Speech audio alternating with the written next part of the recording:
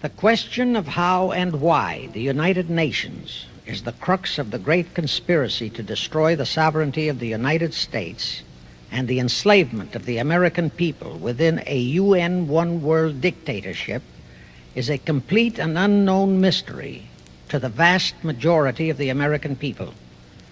The reason for this unawareness of the frightening danger to our country and to the entire free world is simple. The masterminds behind this great conspiracy have absolute control of all of our mass communications media, especially television, the radio, the press, and Hollywood. We all know that our State Department, the Pentagon, and the White House have brazenly proclaimed that they have the right and the power to manage the news, to tell us not the truth, but what they want us to believe. They have seized that power on orders from their masters of the great conspiracy.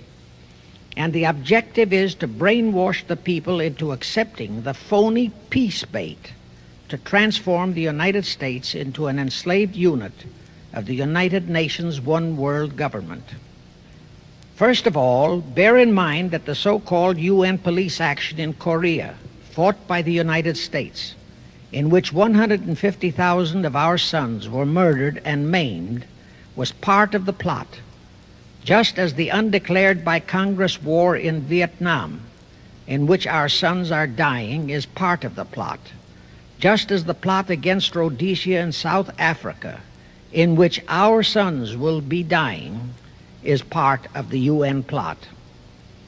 However, the vitally important thing for all Americans, all you mothers of the boys who died in Korea and are now dying in Vietnam, to know is that our so-called leaders in Washington, whom we elected to safeguard our nation and our Constitution, are the betrayers, and that behind them are a comparatively small group of men whose sole objective is to enslave the whole world of humanity in their satanic plot of one world government. Now, in order to give you a very clear picture of this satanic plot, I will go back to its beginning, clear back in the middle of the 18th century, and name the men who put that plot into action, and then bring you down to the present, today's status of that plot. Now, as a matter of further intelligence, a term used by the FBI, let me clarify the meaning of the expression, "He is a liberal." The enemy, meaning the one world conspirators, have seized upon that word liberal as a cover-up for their activities. It sounds so innocent and so humanitarian to be liberal. We'll make sure that the person who calls himself a liberal or is described as a liberal is not in truth a red. Now then, this satanic plot was launched back in the 1760s when it first came into existence under the name of the Illuminati. This Illuminati was organized by one Adam Weishaupt, born a Jew, who was converted to Catholicism and became a Catholic priest, and then, at the behest of the then newly organized House of Rothschild, defected and organized the Illuminati. Naturally, the Rothschilds financed that operation.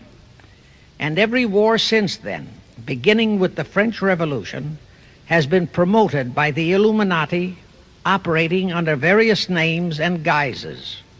I say under various names and guises because after the Illuminati was exposed and became too notorious, Weishaupt and his co-conspirators began to operate under various other names. In the United States, immediately after World War I, they set up what they called the Council on Foreign Relations, commonly referred to as the CFR. And this CFR is actually the Illuminati in the United States. And its hierarchy, the masterminds in control of the CFR, to a very great extent are the descendants of the original Illuminati conspirators. But to conceal that fact, Most of them changed their original family names to American-sounding names. For example, the true name of the Dillons, Clarence and Douglas Dillon, once Secretary of the U.S. Treasury Department, is Lepowski. I'll come back to all this later. There is a similar establishment of the Illuminati in England, operating under the name of the British Institute of International Affairs. There are similar secret Illuminati organizations in France, Germany, and other nations operating under different names. And all these organizations, including the CFR, continuously set up numerous subsidiary or front organizations that are infiltrated into every phase of the various nations' affairs. But at all times, the operations of these organizations were and are masterminded and controlled by the internationalist bankers, who in turn were and are controlled by the Rothschilds. The details of how they accomplished the setting up of the CFR in the United States, as also in the other nations, are far too voluminous to be described in this dissertation.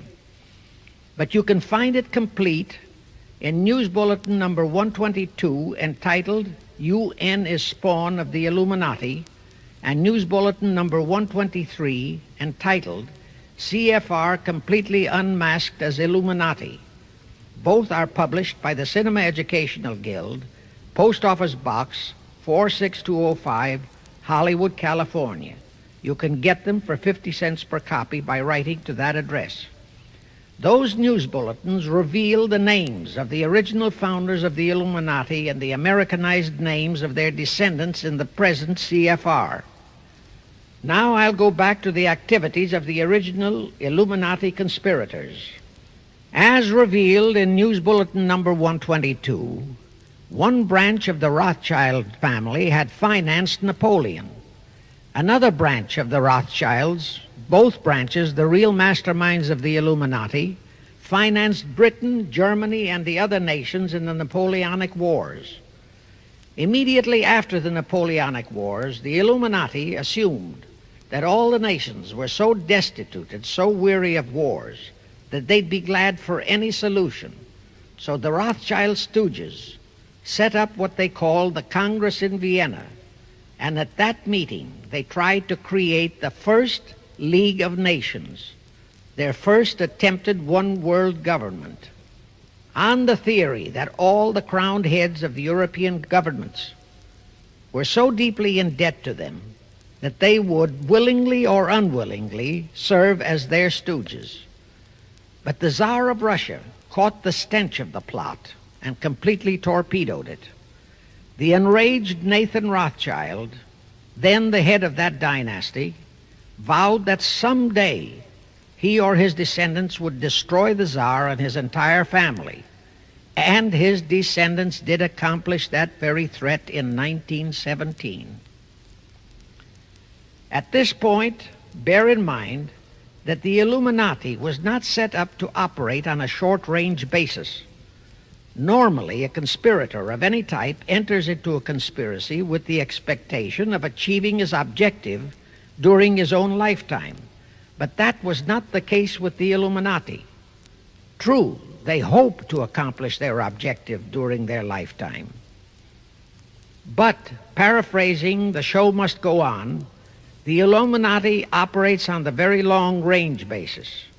Whether it will take scores of years or even centuries, they have dedicated their descendants to keep the plot boiling until, they hope, the conspiracy is achieved. Now let's go back to the birth of the Illuminati. Adam Weishaupt was a Jesuit-trained professor of canon law, teaching in Ingolstadt University when he defected from Christianity to embrace the Luciferian conspiracy. It was in 1770 that the professional moneylenders, the then recently organized House of Rothschild, retained him to revise and modernize the age-old protocols of Zionism, which from the outset was designed to give the synagogue of Satan, so named by Jesus Christ, ultimate world domination, so they could impose the Luciferian ideology upon what would remain of the human race after the final social cataclysm by use of satanic despotism. Weishaupt completed his task May 1st, 1776. Now you know why May 1 is the great day with all communist nations to this very day. That was the day, May 1, 1776, that Weishaupt completed his plan and officially organized the Illuminati to put the plan into execution. That plan required the destruction of all existing governments and religions. That objective was to be reached by dividing the masses of people whom he, Weishaupt, termed Goyim, or human cattle, into opposing camps in ever-increasing numbers on political, social, economic, and other issues, the very conditions we have in our country today. The opposing sides were then to be armed and incidents provided which would cause them to fight and weaken themselves and gradually destroy national governments and religious institutions. Again, I say, the very conditions in the world today. And at this point, let me stress a prime feature of the Illuminati plans. When and if their blueprint for world control, the protocols of the elders of Zion, is discovered and exposed, they would wipe all the Jews off the face of the earth in order to divert suspicions from themselves. If you think this is far-fetched, bear in mind that they permitted Hitler, a liberal socialist himself, who was financed by Krupp, Kennedy, the Warburgs, and the Rothschilds, to incinerate 600,000 Jews. Now, just why did the conspirators choose the word Illuminati for their satanic organization? Weishaupt himself said that the word is derived from Lucifer and means holders of the light, using the lie that his objective was to bring about a one-world government to enable those with mental ability to govern the world and prevent all wars in the future. In short, using the word peace on earth as his bait, exactly as that same bait, peace, was used by the 1945 conspirators to foist the United Nations on us. Weishaupt, financed, I repeat, by the Rothschilds, recruited some 2,000 paid followers. These included the most intelligent men in the fields of arts and letters, education, the sciences, finance, and industry. He then established lodges of the Grand Orient, Masonic lodges, to be their secret headquarters. And I again repeat that in all of this he was acting under orders from the House of Rothschild. The main features of the Weishaupt plan of operation required his Illuminati to do the following things to help them to accomplish their purpose. Number one, use monetary and sex bribery to obtain control of men already in high places in the various levels of all governments and other fields of endeavor.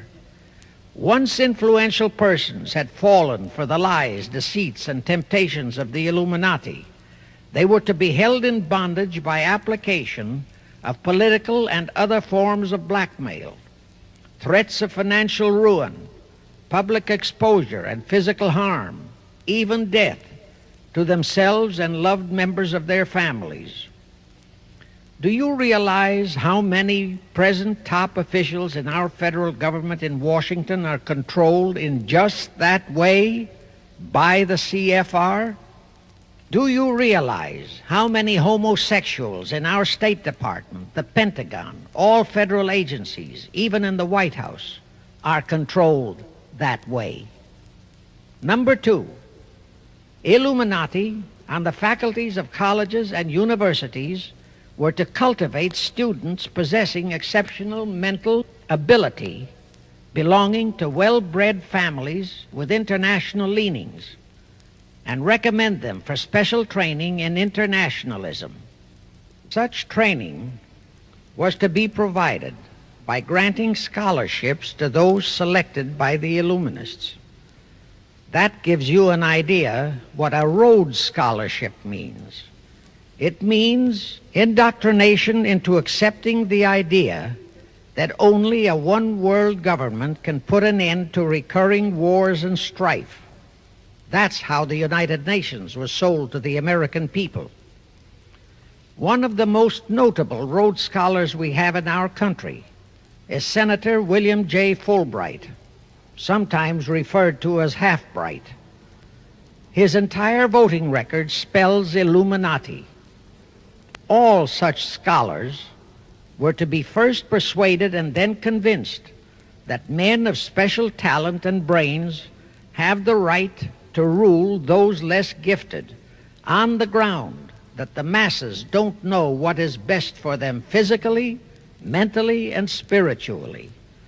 In addition to the Rhodes and similar scholarships, today there are 3 special Illuminati schools located in Gordonstown in Scotland, Salem in Germany, and Anavryta in Greece. These 3 are known ones, but there are others that are kept under cover. Prince Philip, the husband of Britain's Queen Elizabeth, was educated at Gordonstown at the instigation of Lord Louis Mountbatten, his uncle, a Rothschild relative, who became Britain's admiral of the fleet after World War II ended. Number 3, all influential people trapped into coming under the control of the Illuminati, plus the students who had been specially educated and trained, were to be used as agents and placed behind the scenes of all governments as experts and specialists, so they would advise the top executives to adopt policies which would, in the long run, serve the secret plans of the Illuminati one-world conspiracy and bring about the destruction of the governments and religions they were elected or appointed to serve. Do you know how many such men operate in our government at this very time?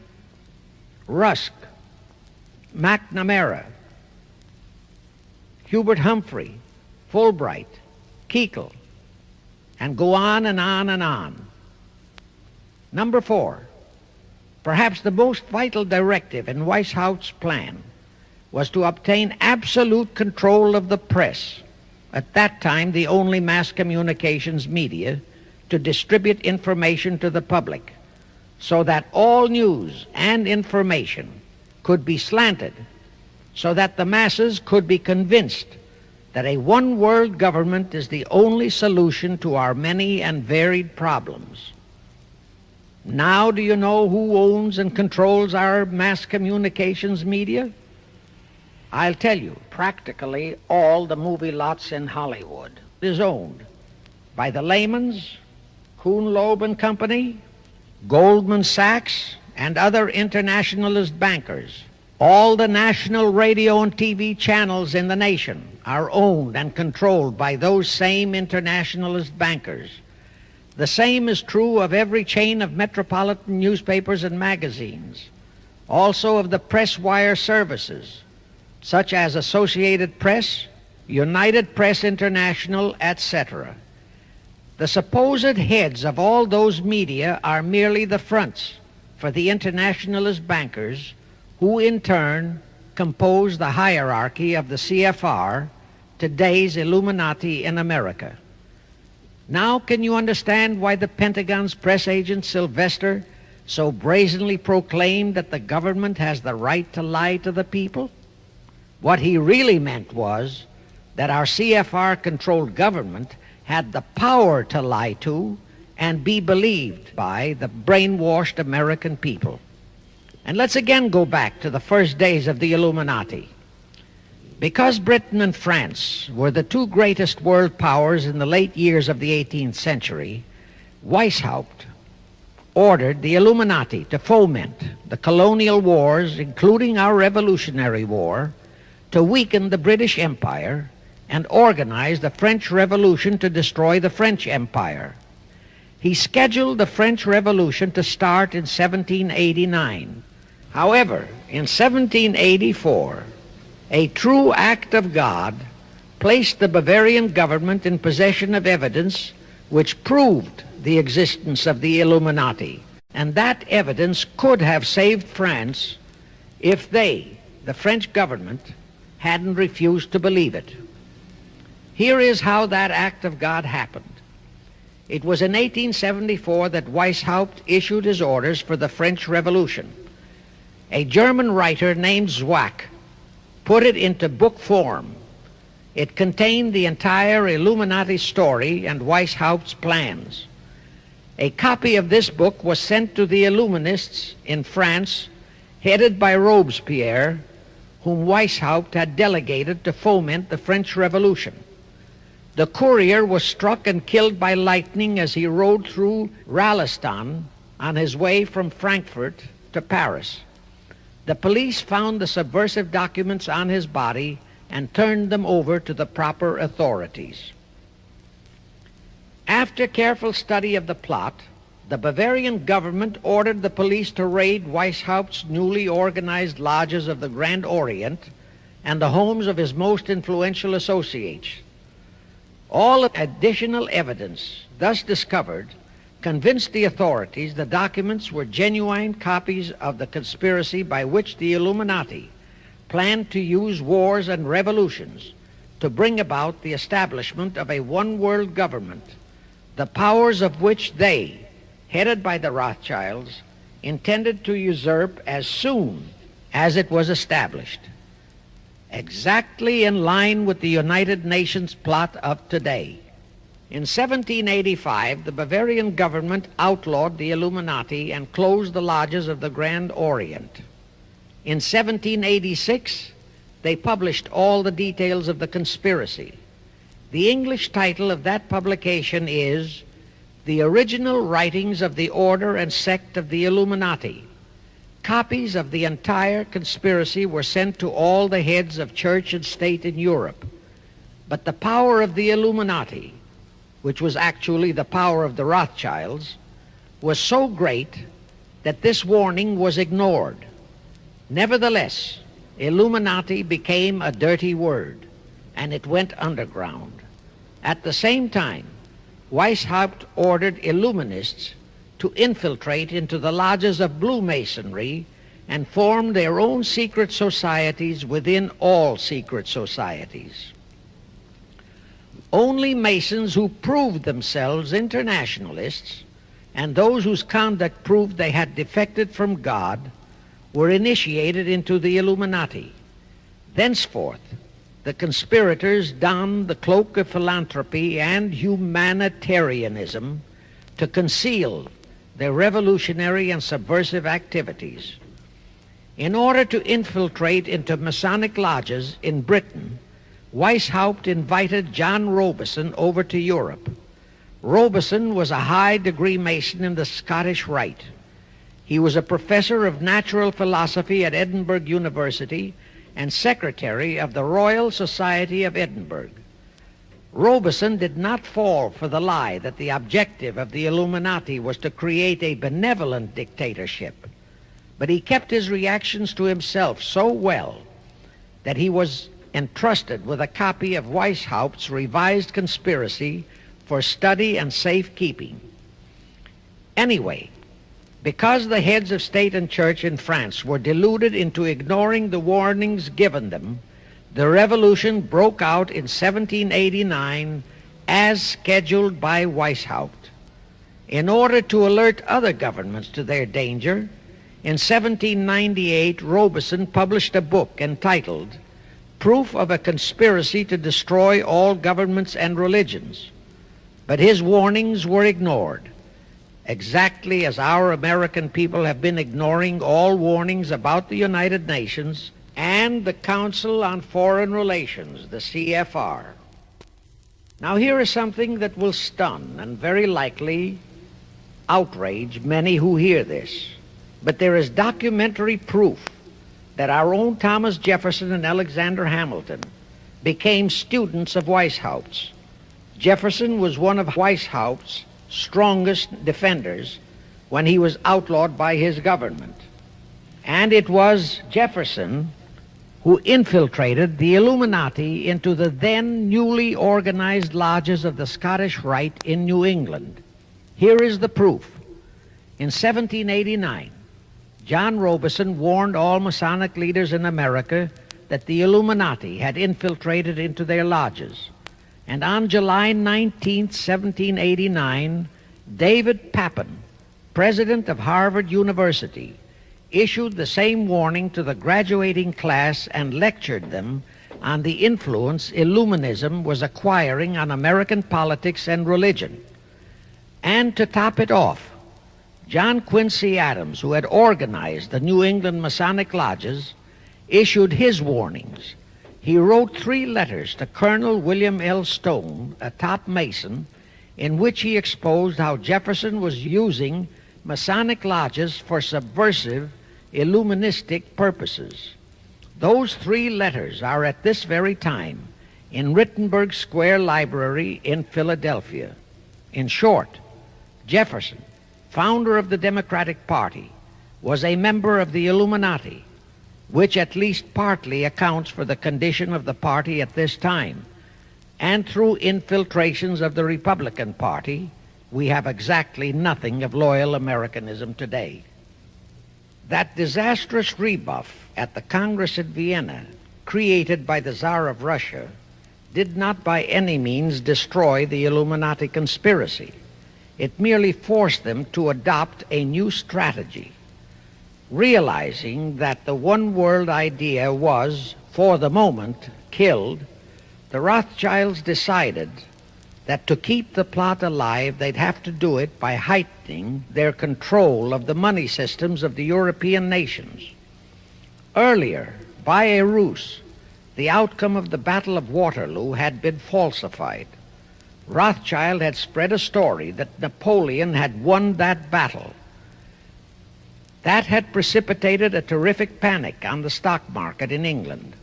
All stocks had plummeted down to practically zero, and Nathan Rothschild bought all the stocks for virtually a penny on its dollar values. That gave him complete control of the economy of Britain and virtually of all Europe. So immediately after that Congress in Vienna had boomeranged, Rothschild forced Britain to set up a new Bank of England, which he absolutely controlled. Exactly as later, through Jacob Schiff, he engineered our own Federal Reserve Act, which gave the House of Rothschild a secret control of the economy in the United States. But now for a moment, let's dwell on the activities of the Illuminati in the United States. In 1826, one Captain William Morgan decided it was his duty to inform all Masons and the general public what the full truth was regarding the Illuminati, their secret plans and intended objectives.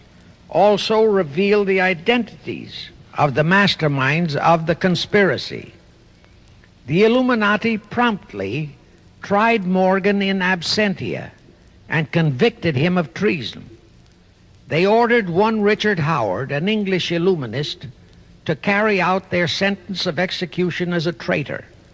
Morgan was warned and he tried to escape to Canada, but Howard caught up with him near the border, near the Niagara Gorge to be exact, where he murdered him.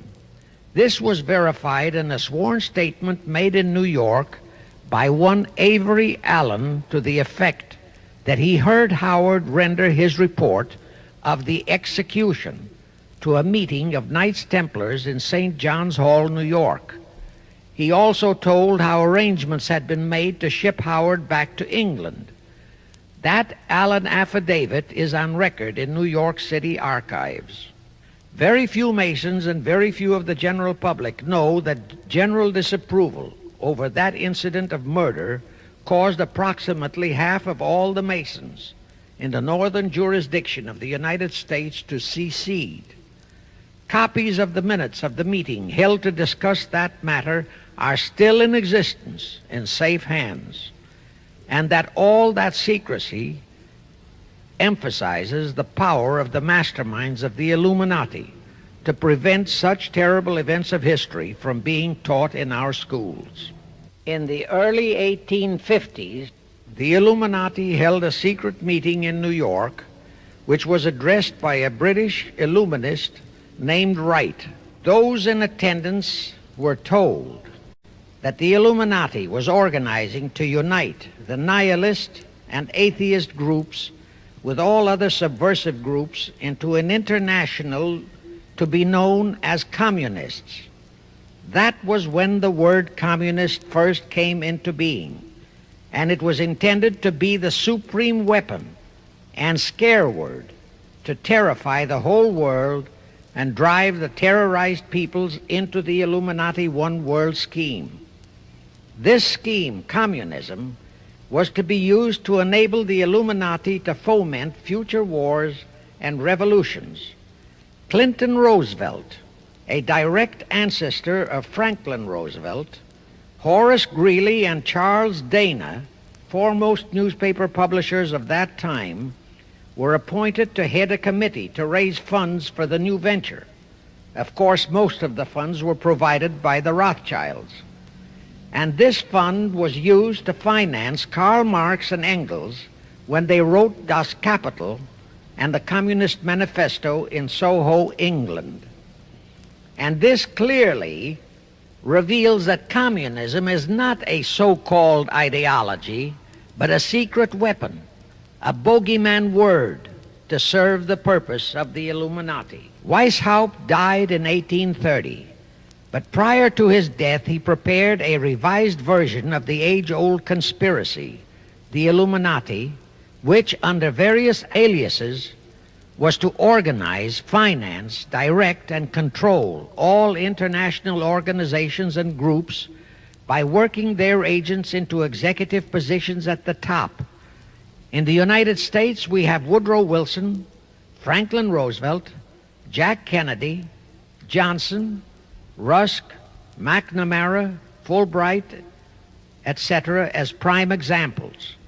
In addition, while Karl Marx was writing the Communist Manifesto under the direction of one group of Illuminists, Professor Karl Ritter of Frankfurt University was writing the antithesis under direction of another group. The idea was that those who direct the overall conspiracy could use the differences in those two so-called ideologies to enable them to divide larger and larger members of the human race into opposing camps so that they could be armed and then brainwashed into fighting and destroying each other, and particularly to destroy all political and religious institutions.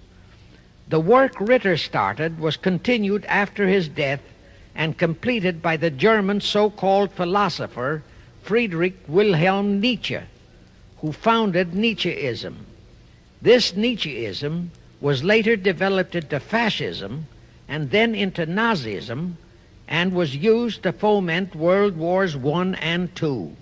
In 1834, the Italian revolutionary leader Giuseppe Mazzini was selected by the Illuminati to direct their revolutionary program throughout the world. He served in that capacity until he died in 1872.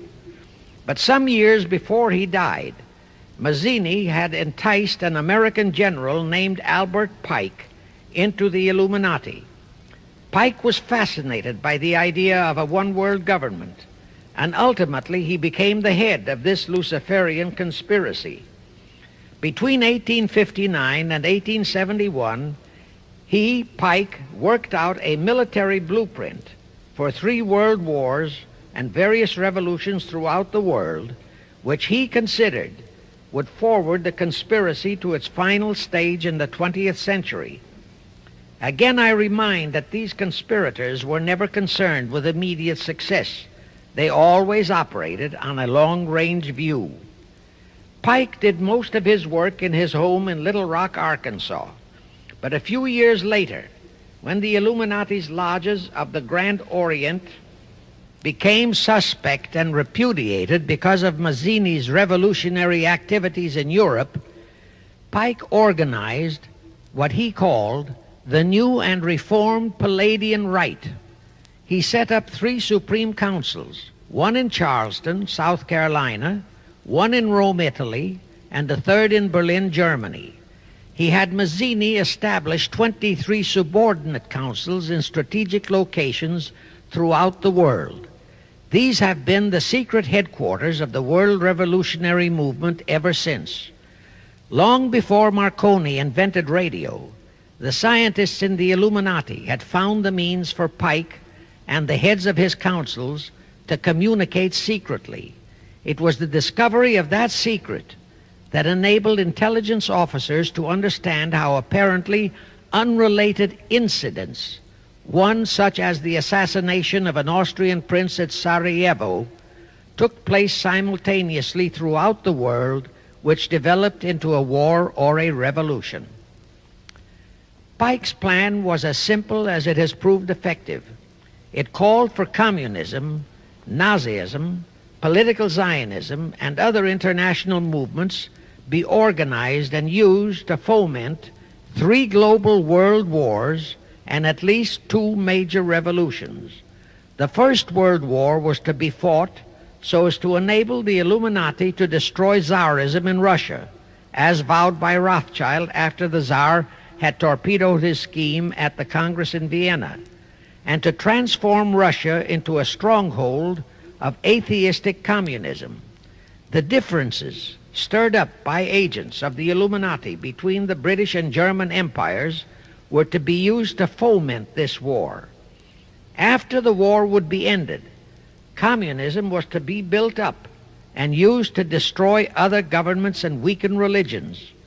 World War II, when and if necessary, was to be fomented by using the controversies between fascists and political Zionists.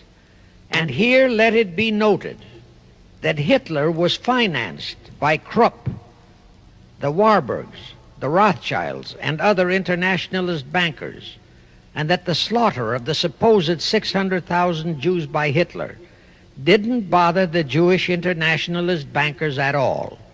That slaughter was necessary in order to create worldwide hatred of the German people and thus bring about the war against them.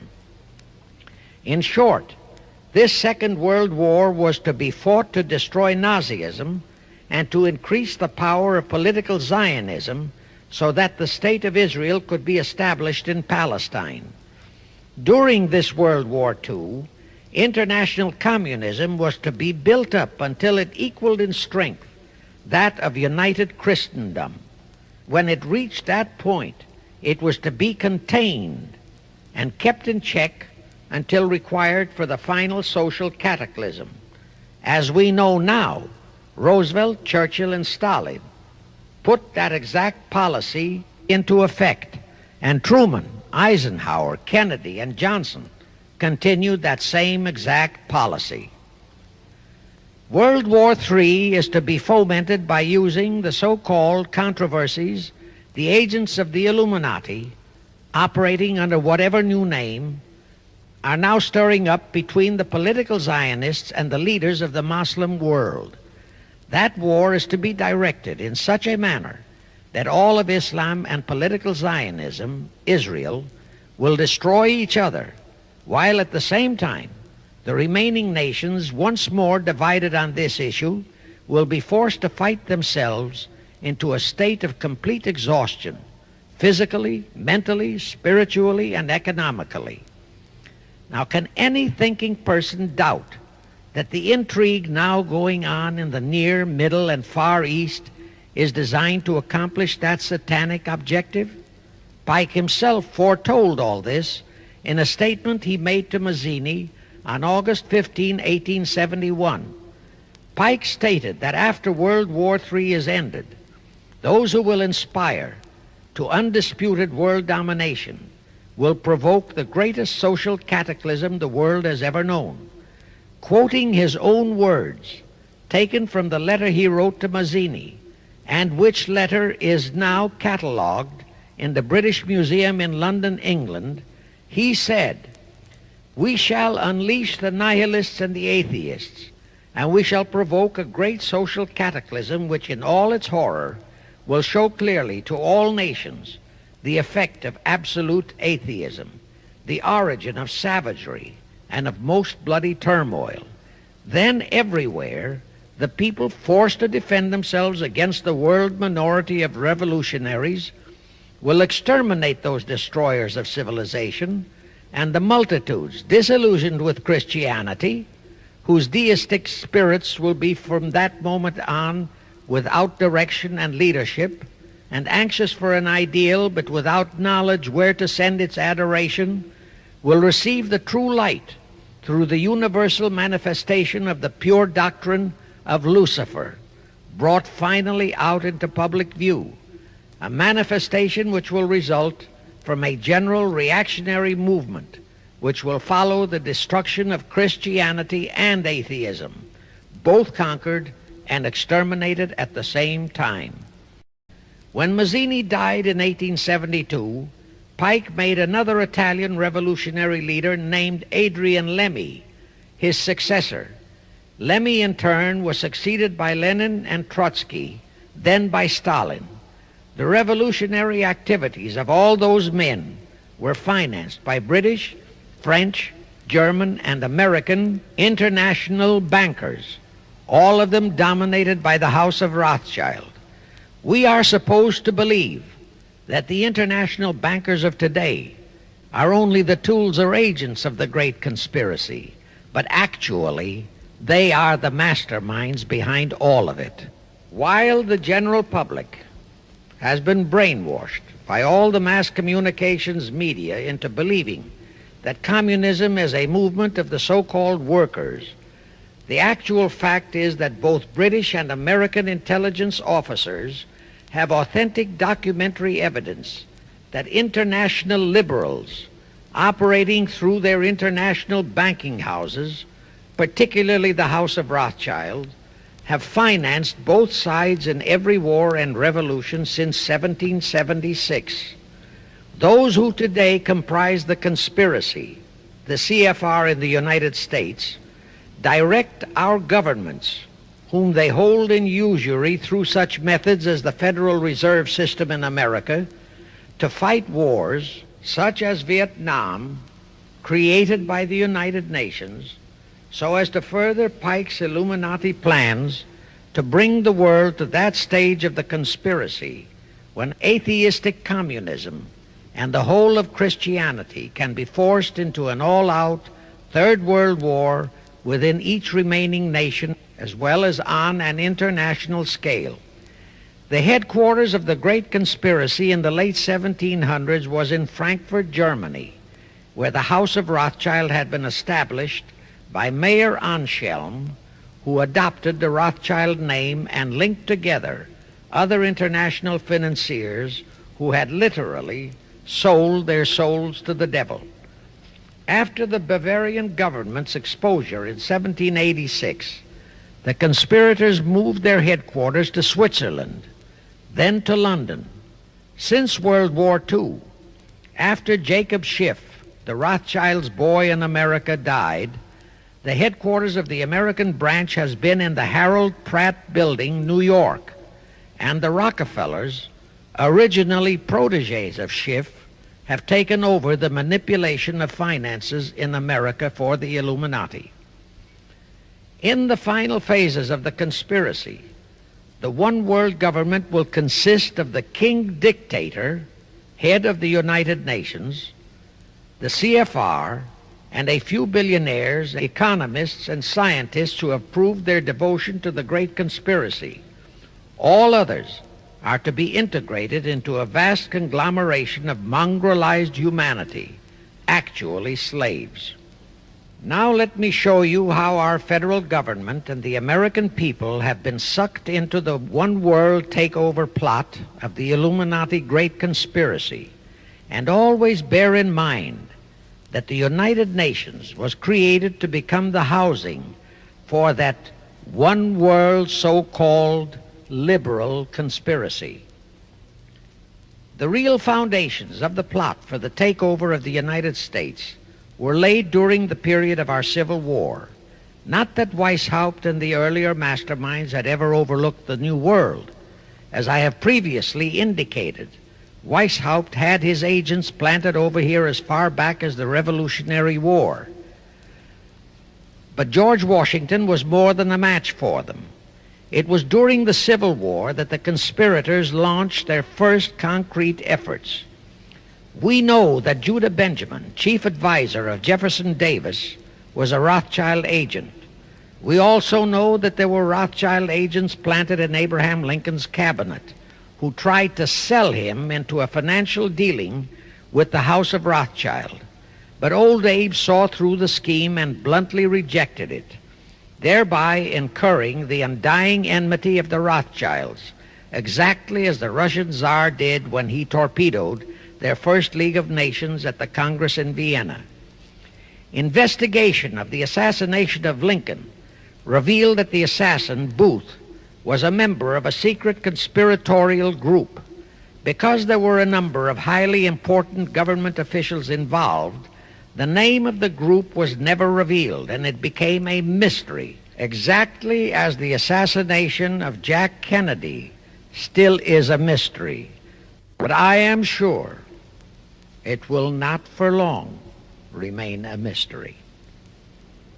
Anyway, the ending of the Civil War destroyed, temporarily, all chances of the House of Rothschild to get a clutch on our money system, such as they had acquired in Britain and other nations in Europe.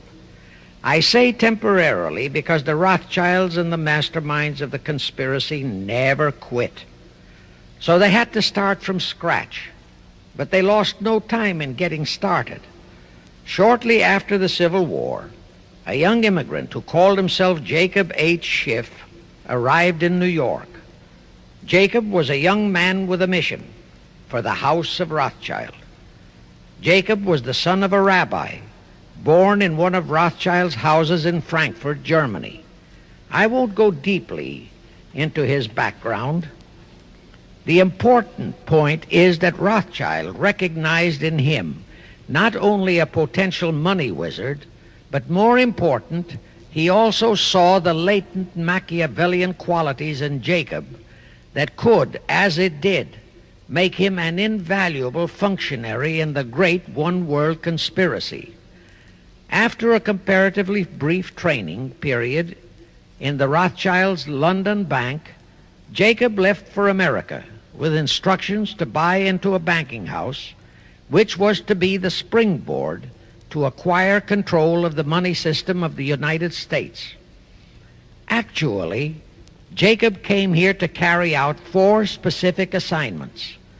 Number 1, and most important, was to acquire control of America's money system. Number 2, find desirable men who, for a price, would be willing to serve as stooges for the great conspiracy and promote them into high places in our federal government, our Congress, in the U.S. Supreme Court, and all federal agencies.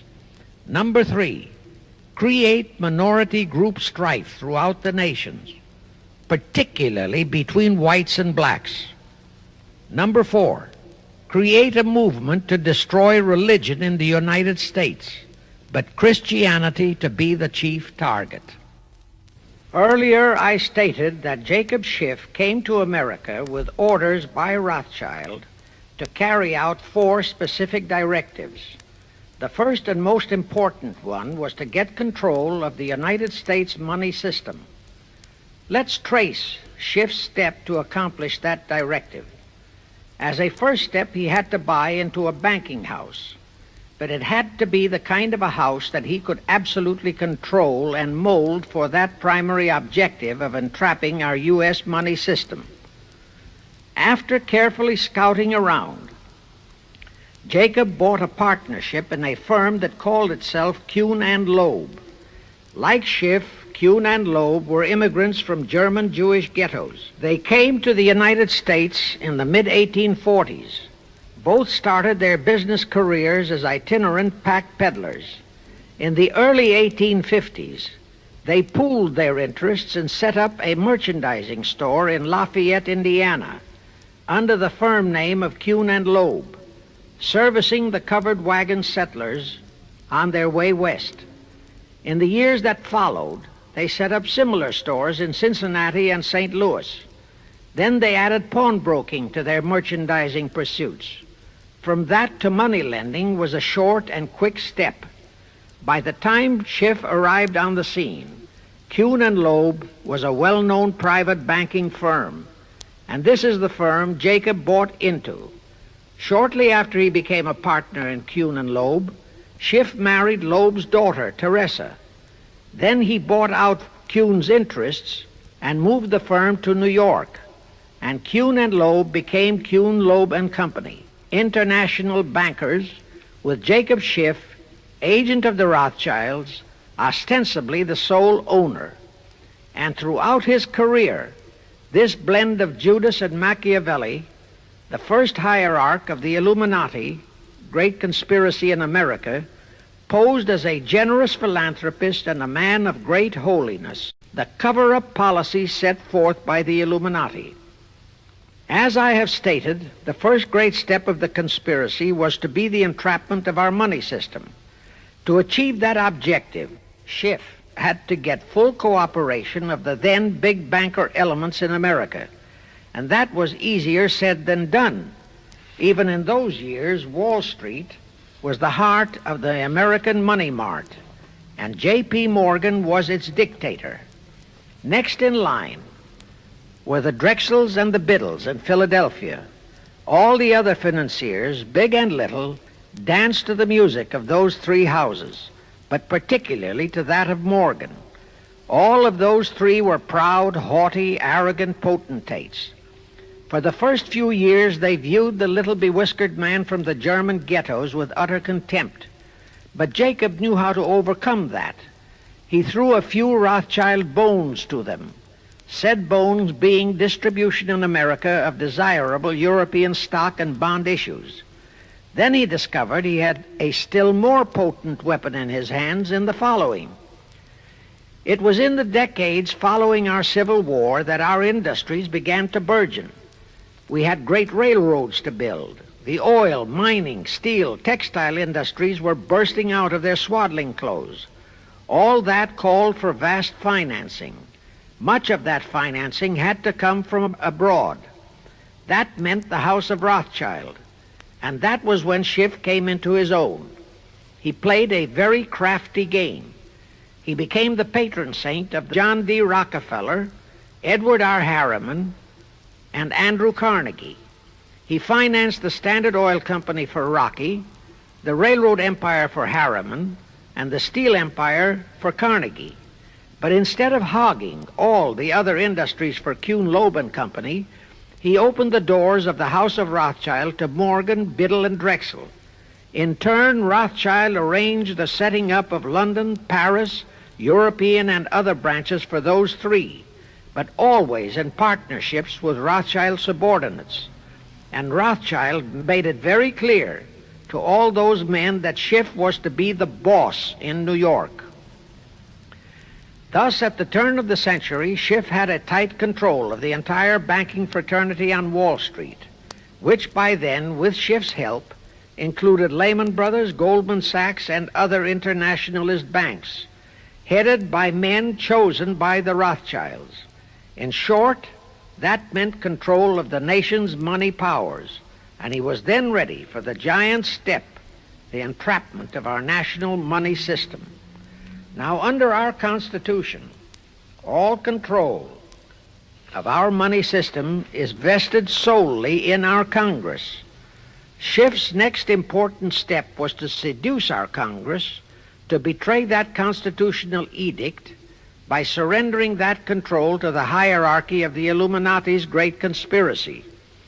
In order to legalize that surrender and thus make the people powerless to resist it, it would be necessary to have Congress enact special legislation. To accomplish that, Schiff would have to infiltrate stooges into both houses of Congress, stooges powerful enough to railroad Congress into passing such legislation. Equally, or even more important, he would have to plant a stooge in the White House, a president without integrity and without scruples, who would sign that legislation into law. To accomplish that, he had to get control of either the Republican or the Democratic Party. The Democratic Party was the more vulnerable. It was the hungrier of the two parties. Except for Grover Cleveland, the Democrats had been unable to land one of their men in the White House since before the Civil War. There were two reasons for that. Number one, poverty of the party. Number two, there were considerably more Republican-minded voters than Democrats. The poverty matter was not a great problem, but the voter problem was a different story. But as I previously said, Schiff was a smart cookie. Here is the atrocious and murderous method he employed to solve that voter problem. His solution emphasizes how very little the Jewish internationalist bankers care about their own racial brethren, as you shall see. Suddenly, around 1890, there broke out a nationwide series of pogroms in Russia. Many, many thousands of innocent Jews, men, women, and children, were slaughtered by the Cossacks and other peasants. Similar pogroms with similar slaughter of innocent Jews broke out in Poland, Romania, and Bulgaria. All those pogroms were fomented by Rothschild agents. As a result, Jewish terrified refugees from all those nations swarmed into the United States, and that continued throughout the next 2 or 3 decades because the pogroms were continuous through all those years. All those refugees were aided by self-styled humanitarian committees set up by Schiff, the Rothschilds, and all the Rothschild affiliates. In the main, the refugees streamed into New York, but the Schiff-Rothschild humanitarian committees found ways to shuffle many of them into other large cities, such as Chicago, Boston, Philadelphia, Detroit, Los Angeles, etc. All of them were quickly transformed into naturalized citizens and educated to register as Democrats. Thus, all of that so-called minority group became solid Democratic voter blocs in their communities, all controlled and maneuvered by their so-called benefactors. And shortly after the turn of the century, they became vital factors in the political life of our nation.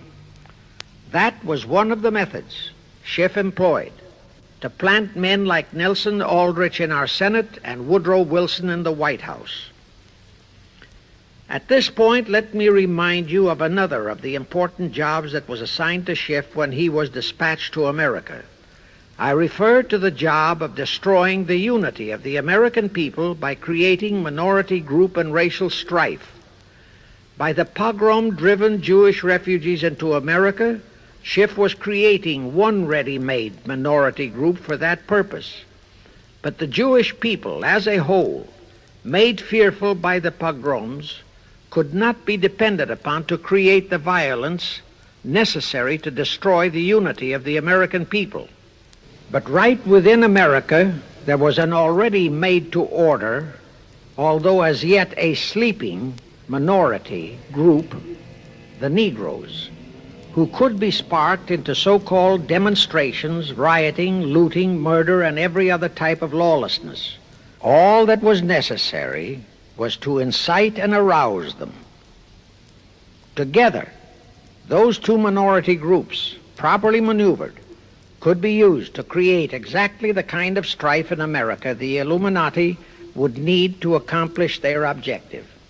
Thus, at the same time that Schiff and his co-conspirators were laying their plans for the entrapment of our money system, they were also perfecting plans to hit the unsuspecting American people with an explosive and terrifying racial upheaval that would tear the people into hate fractions and create chaos throughout the nation, especially on all college and university campuses, all protected by Earl Warren decisions and our so-called leaders in Washington. Of course, perfecting those plans required time and infinitely patient organizing. Now, to remove all doubts, I'll take a few moments to give you documentary proof of this racial strife plot. First of all, they had to create leaderships and organizations to draw in millions of dupes, both Jewish and Negroes, who would do the demonstrating and commit the rioting, looting, and lawlessness. So in 1909, Schiff, the Laymans, and other conspirators organized and set up the National Association for the Advancement of the Colored People, known as the NAACP. The presidents, directors, and legal counsels of the NAACP were always white men, Jews appointed by Schiff. And this is the case to this very day. Then, in 1913, the Schiff Group organized the Anti-Defamation League of the B'nai B'rith, commonly known as the ADL, to serve as the Gestapo and hatchet man outfit for the entire great conspiracy. Today, this sinister ADL maintains over 2,000 agencies in all parts of the country, and they advise and completely control every action of the NAACP, CORE, of the Urban League, of all the other so-called Negro civil rights organizations throughout the nation, including such leaders as Martin Lucifer King, Stokely Carmichael, Bayard Rustin, and others of that ilk.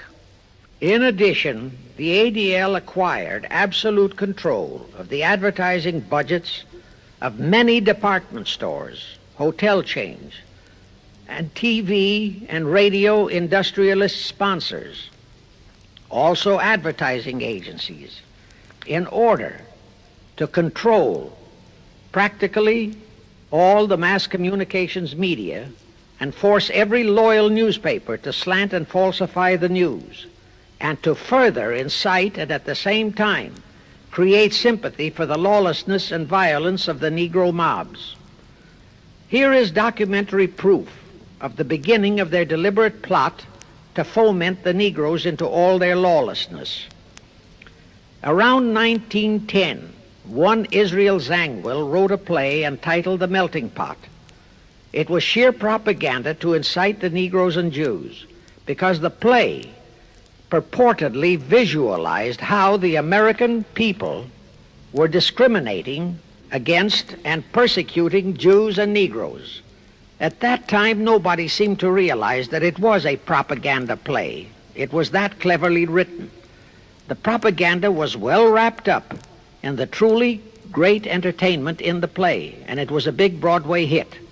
Now, in those years, the legendary Diamond Jim Brady used to throw a banquet at the famous Delmonico restaurant in New York after the opening performance of a popular play. He threw such a party for the cast of The Melting Pot, its author, producer, and chosen Broadway celebrities. By then, I'd already made a personal mark on the Broadway theater and was invited to that party. There I met George Bernard Shaw and a Jewish writer named Israel Cohen. Zangwill, Shaw, and Cohen were the triumvirate who created the Fabian Society in England, and had worked closely with a Frankfurt Jew named Mordecai, who had changed his name to Karl Marx.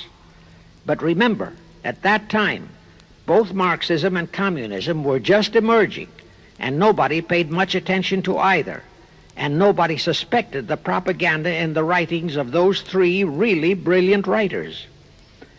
At that banquet, Israel Cohen told me he was then engaged in writing a book which was to be a follow-up on Zangwill's The Melting Pot. The title of his book was to be A Racial Program for the 20th Century.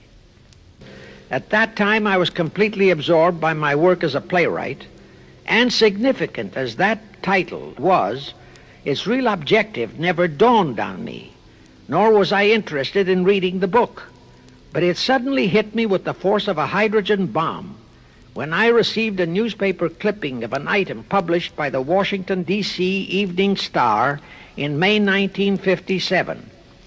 That item was a verbatim reprint of the following excerpt in Israel Cohen's book, A Racial Program for the 20th Century, and it reads as I quote, We must realize that our party's most powerful weapon is racial tension.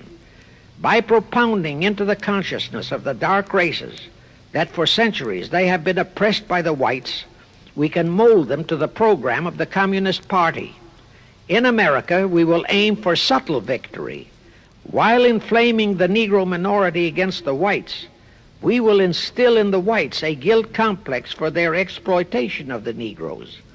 We will aid the Negroes to rise to prominence in every walk of life, in the professions and in the world of sports and entertainment. With this prestige, the Negro will be able to intermarry with the whites and begin a process which will deliver America to our cause. That same excerpt was entered into the congressional record of June 7, 1957 by Representative Thomas G. Abernathy. Thus the authenticity of that passage in Cohen's book was fully established. But the one question that remained in my mind was whether it represented the official policy or plot of the Communist Party or just a personal expression of Cohen himself. Hence I sought more proof, and I found it. In an official pamphlet published in 1935 by the New York Communist Party's official Workers' Library Publishers, that pamphlet was entitled "The Negroes in a Soviet America." It urged the Negroes to rise up, form a Soviet state in the South, and apply for admission to the Soviet Union. It contained a firm pledge that the revolt would be supported by all American Reds and all so-called liberals. On page 38, it promised that a Soviet government would confer greater benefits to Negroes than to whites. And again, this official communist pamphlet pledged that, I quote, "Any act of discrimination or prejudice against a Negro will become a crime under the revolutionary law," unquote. That statement proved that the excerpt in Israel Cohen's book, published in 1913, was an official edict of the Communist Party and directly in line with the Illuminati blueprint for world revolution issued by Weishaupt and later by Albert Pike. Now there's only one question, and that is to prove that the communist regime is directly controlled by the American Jacob Schiff and London Rothschild masterminds of the Great Conspiracy. A little later, I will provide that proof that will remove even a remote doubt that the Communist Party, as we know it, was created by those masterminds, capitalists, if you will note, that Schiff, the Warburgs, and the Rothschilds planned and financed the entire Russian Revolution, also the murder of the Tsar and his family, and that Lenin, Trotsky, and Stalin took their orders directly from Schiff and the other capitalists whom they supposedly are fighting. Now can you see why the vile Earl Warren and his equally vile co-Supreme Court justices issued that infamous and treasonous desegregation decision in 1954? It was to aid and abet the plot of the Illuminati conspirators to create tension and strife between Negroes and whites. Can you see why the same Earl Warren issued his decision prohibiting Christian prayers and Christmas carols in our schools? It was done to destroy Christianity. Can you see why Eisenhower, despite all the rigid constitutional prohibitions, sent federal troops into a southern state to enforce the desegregation decision? Why Kennedy did likewise?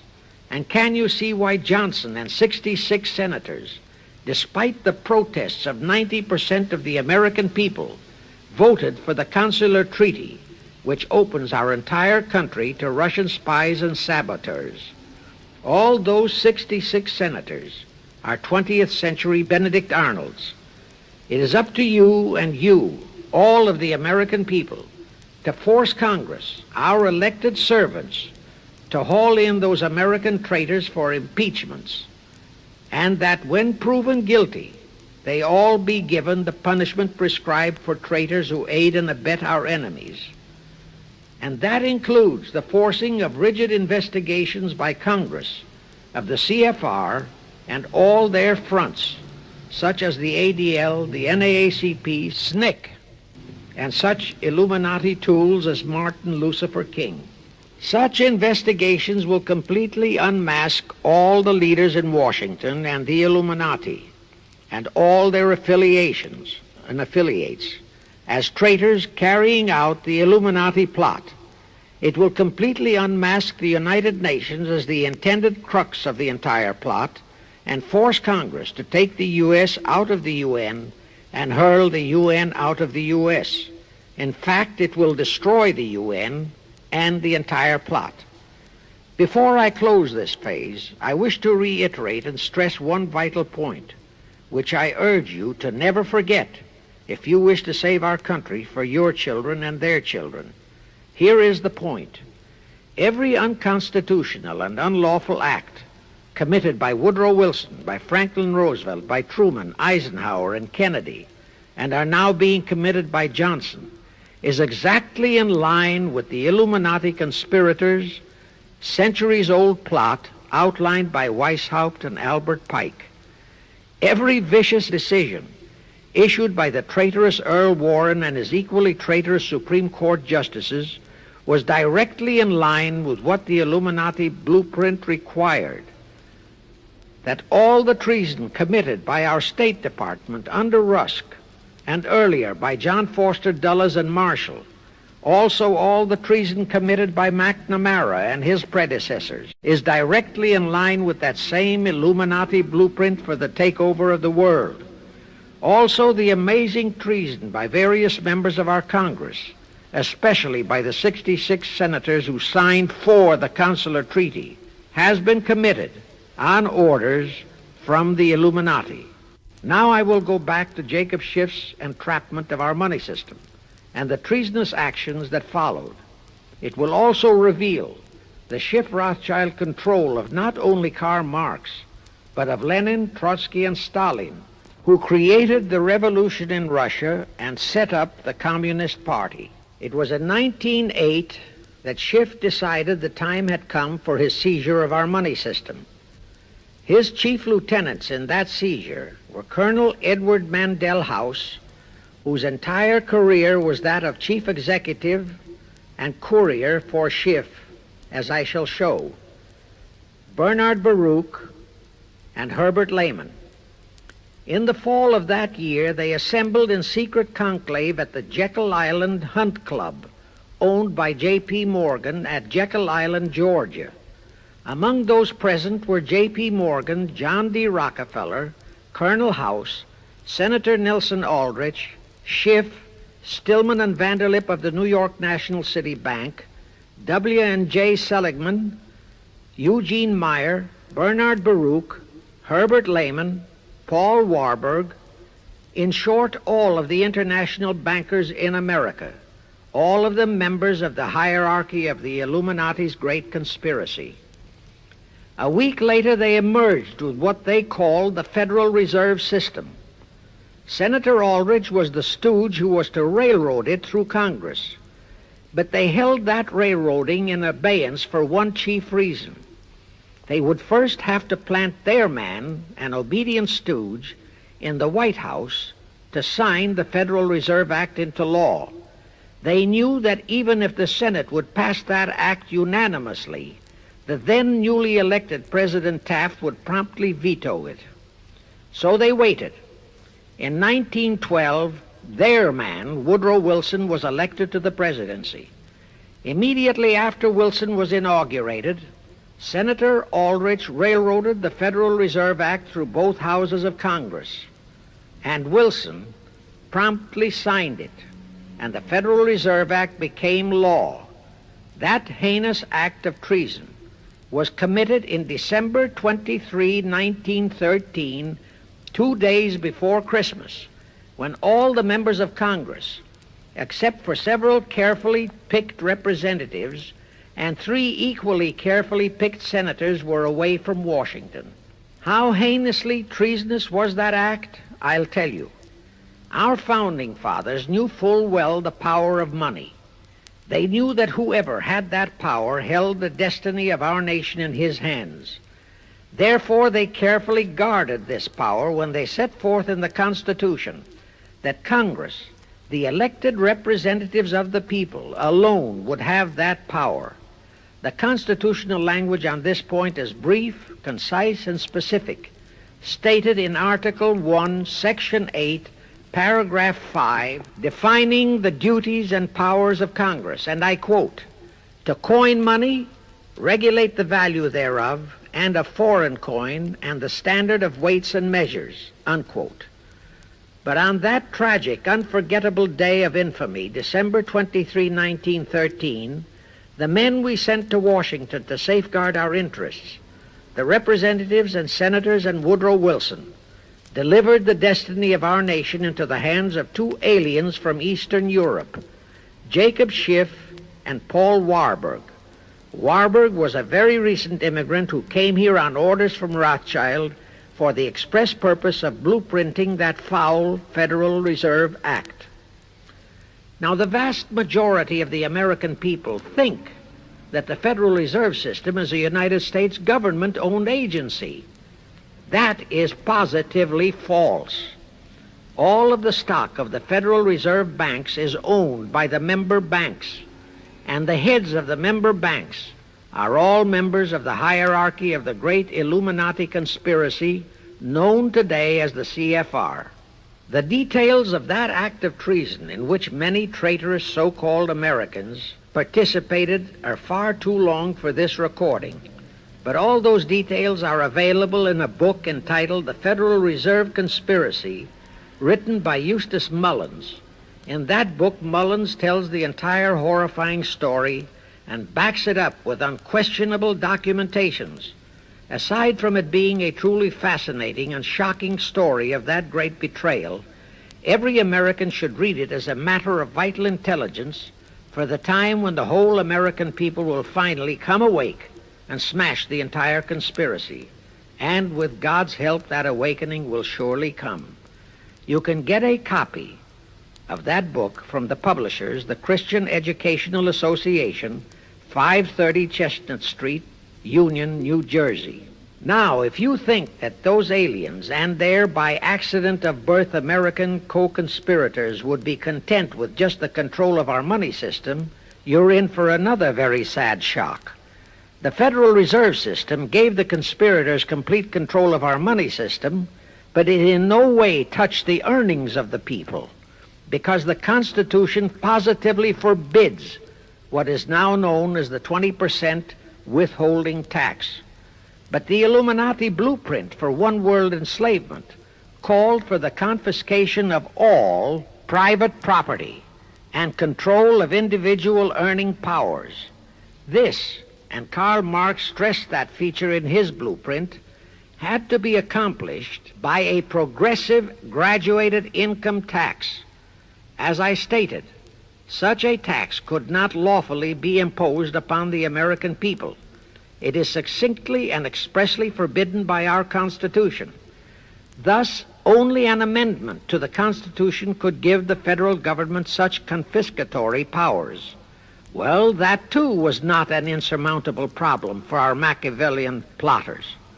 The same elected leaders in both houses of Congress and the same Mr. Woodrow Wilson, who signed the infamous Federal Reserve Act into law, amended the Constitution to make the federal income tax, known as the 16th Amendment, a law of the land. Both are illegal under our Constitution. In short, the same traitors signed both betrayals, the Federal Reserve Act and the 16th Amendment, into law. However, it seems that nobody ever realized that the 16th Amendment was set up to rob, and I do mean rob, the people of their earnings via the income tax provision. The plotters didn't fully use that provision until World War II, when that great humanitarian, Franklin Roosevelt, applied a 20% withholding tax on all small wage earners and up to 90% on higher incomes. Oh, of course, he faithfully promised that it would be only for the duration of the war. But what was a promise to such a charlatan who in 1940, when he was running for his third term, kept proclaiming, "I say again and again and again, that I will never send American boys to fight on foreign soil. Remember? He was proclaiming that even as he was already preparing to plunge us into World War II by enticing the Japanese into that sneak attack on Pearl Harbor to furnish him with his excuse. And before I forget, let me remind you that another charlatan named Woodrow Wilson used exactly that same campaign slogan in 1916. His slogan was, "Re-elect the man who will keep your sons out of the war." Exactly the same formula, exactly the same promises. But wait, as Al Jolson used to say, you ain't heard nothing yet. That 16th Amendment income tax trap was intended to confiscate, rob, the earnings only of the common herd, you and me. It was not intended to even touch the huge incomes of the Illuminati gang, the Rockefellers, the Carnegies, the Lehmans, and all the other conspirators. So together with that 16th Amendment, they created what they called the tax-free foundations. That would enable the conspirators to transform their huge wealth into such so-called foundations and avoid payment of virtually all income taxes. The excuse for it was that the earnings of those tax-free foundations would be devoted to humanitarian philanthropy. So we now have the several Rockefeller foundations, the Carnegie Endowment Fund, the Ford Foundation, the Mellon Foundation, and hundreds of similar tax-free foundations. And what kind of philanthropy do these foundations support? Well, they finance all the civil rights groups that are creating all the chaos and rioting all over the country. They finance the Martin Lucifer Kings. The Ford Foundation finances the Center for the Study of Democratic Institutions in Santa Barbara, commonly referred to as Moscow West, and which is headed by Wonderboy Hutchins, Walter Reuther, Irwin Canham, and others of that ilk. In short, the tax-free foundation financed those who are doing the job for the Illuminati Great Conspiracy. And what are the hundreds of billions of dollars they confiscate every year from the earnings of the common herd, you and me, used for? Well, for one thing, there's the foreign aid gimmick, which gave billions to Communist Tito, plus gifts of hundreds of jet planes, many of which were turned over to Castro, plus the costs of training communist pilots so that they can the better shoot down our planes, billions to Red Poland, billions to India, billions to Sukarno, billions to other enemies of the United States. That's what that treasonously railroaded 16th Amendment has done to our nation, to the American people, to you and to me, to your children and their children. Our CFR Illuminati-controlled federal government can grant tax-free status to all foundations and pro-red one-world outfits, such as the Fund for the Republic. But if you, or a patriotic pro-organization, is too outspokenly pro-American, they can terrify and intimidate you by finding a misplaced comma in your income tax report and by threatening you with penalties, fines, and even prison. Future historians will wonder how the American people could have been so naive and stupid as to have permitted such audaciously brazen acts of treason as the Federal Reserve Act and the 16th Amendment. Well, they were not naive and they were not stupid. The answer is they trusted the men they elected to safeguard our country and our people, and they just didn't have even an inkling about either betrayal until after each one had been accomplished. It was the Illuminati-controlled mass communications media that kept and is keeping our people naive and stupid and unaware of the treason being committed.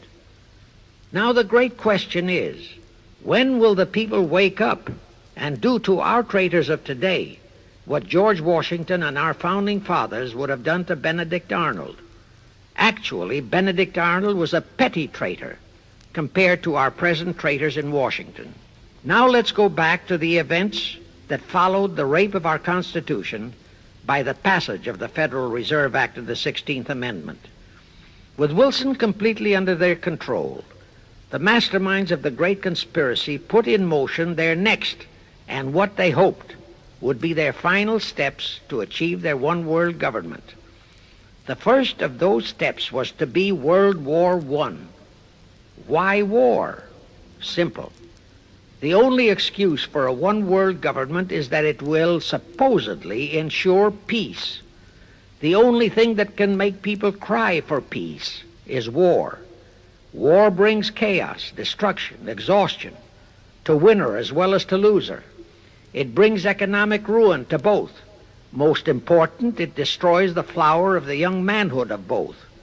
To the saddened and heartbroken oldsters, the mothers and fathers, who are left with nothing but memories of their beloved sons, peace becomes worth any price. And that is the emotion upon which the conspirators depend for the success of their satanic plot. Throughout the 19th century, from 1814 to 1914, the world as a whole was at peace. Such wars as the Franco-Prussian, our own Civil War, the Russo-Japanese War, were what might be termed local disturbances that did not affect the rest of the world. All the great nations were prosperous, the peoples staunchly nationalistic and fiercely proud of their sovereignties. It was utterly unthinkable that the French and the German peoples would be willing to live under a one-world government, or the Turks and the Russians, or the Chinese and the Japanese. Even more unthinkable that a Kaiser Wilhelm, or a Franz Joseph, or a Tsar Nicholas, or any monarch would willingly and meekly surrender his throne to a one-world government. But bear in mind that the peoples in all nations are the real power, and only one thing, war, could make the peoples yearn and clamor for a peace-ensuring one-world government. But it would have to be a frightful and horribly devastating war. It could not be just a local disturbing war between just two nations. It would have to be a world war. No major nation must be left untouched by the horrors and devastation of such a war. The cry for peace must be made universal. Actually, that was the format set by the Illuminati and Nathan Rothschild at the turn of the 19th century. They first maneuvered all of Europe into the Napoleonic Wars. Then the Congress in Vienna, which they, and particularly Rothschild, planned to transform into a League of Nations, which was to have been the housing for their one-world government, exactly as the present United Nations was set up to be the housing for the forthcoming, God forbid, one-world government. Anyway, that was the format the House of Rothschild and Jacob Schiff decided to employ to achieve their objective in 1914. Of course, they knew that that same format had failed in 1814, but they theorized that was only because the Tsar of Russia had torpedoed that scheme. Well, the present 1914 conspirators would eliminate that 1814 fly in the ointment. They'd make sure that after the New World War, they were conspiring there'd be no Tsar of Russia around to throw monkey wrenches into the machinery. I won't go into how they accomplished this first step to launch a world war. History records that World War I was precipitated by a trivial incident, the kind of incident both Weishaupt and Albert Pike had incorporated in their blueprints. That incident was the assassination of an Austrian archduke, arranged by the Illuminati masterminds. The war followed. It involved Germany, Austria-Hungary, and their allies, so-called the Axis powers, against France, Britain, and Russia, called the Allies. Only the United States was not involved during the first 2 years. By 1917, the conspirators had achieved their primary objective. All of Europe was in a state of destitution. All the peoples were war-weary and crying for peace. And the outcome, too, was all set. It was to come as soon as the United States would be hurled in on the side of the Allies. And that was all set to happen immediately after Wilson's re-election. After that, there could be only one outcome: complete victory for the Allies. To fully confirm my statement that long before 1917, the conspiracy headed in America by Jacob Schiff had it all set to hurl the United States into that war, I will cite the proof. When Wilson was campaigning for re-election in 1916, his chief appeal was, "Re-elect the man who will keep your sons out of the war." But during that same campaign, the Republican Party publicly charged that Wilson had long committed himself to throw us into the war. They charged that if he would be defeated, he would accomplish that act during his few remaining months in office. But if re-elected, he would hold off until after re-election. But at that time, the American people looked upon Wilson as a God-man. Well, Wilson was re-elected, and as per the schedule of the conspirators, he hurled us into the war in 1917. He used the sinking of the Lusitania as an excuse, a sinking which also was prearranged. Roosevelt, also a God-man in the eyes of the American people, followed the same technique in 1941 when he used the prearranged Pearl Harbor attack as his excuse for hurling us into World War II. Now, exactly as the conspirators planned, victory for the Allies would eliminate all the monarchs of the defeated nations and leave all their peoples leaderless, confused, bewildered, and perfectly conditioned for the one-world government the great conspiracy intended would follow. But there still would be an obstacle, the same obstacle that had balked the Illuminati and Rothschild at that Congress in Vienna peace gathering after the Napoleonic Wars. Russia would be on the winning side this time, as it was in 1814. Therefore, the Tsar would be securely on his throne. Here it is pertinent to note that Russia, under the Tsarist regime, had been the one country in which the Illuminati had never made any headway, nor had the Rothschilds ever been able to infiltrate their banking interests. Thus, a winning Tsar would be more difficult than ever to cope with. Even if he could be enticed into a so-called League of Nations, it was a foregone conclusion that he would never, but never go for a one-world government. So even before the outbreak of World War I, the conspirators had a plan in the making to carry out Nathan Rothschild's vow of 1814 to destroy the Tsar and also murder all possible royal heirs to the throne. And it would have to be done before the close of the war, and the Russian Bolsheviki were to be their instruments in this particular plot. From the turn of the century, the chiefs of the Bolsheviki were Nikolai Lenin, Leon Trotsky, and later Joseph Stalin. Of course, those were not their true family names. Prior to the outbreak of the war, Lenin headquartered in Paris. After the outbreak, Switzerland became his haven. Trotsky's headquarters were on the Lower East Side in New York, largely the habitat of Russian Jewish refugees. Both Lenin and Trotsky were similarly bewhiskered and unkempt. In those days, that was the badge of Bolshevism. Both lived well, yet neither had a regular occupation. Neither had any visible means of support, yet both always had plenty of money. All those mysteries were solved in 1917. Right from the outset of the war, strange and mysterious goings-on were taking place in New York. Night after night, Trotsky darted furtively in and out of Jacob Schiff's palatial mansion. And in the dead of those same nights, there were gatherings of hoodlums of New York's Lower East Side, all of them Russian refugees, at Trotsky's headquarters, and all were going through some mysterious sort of training process. But it was all shrouded in mystery.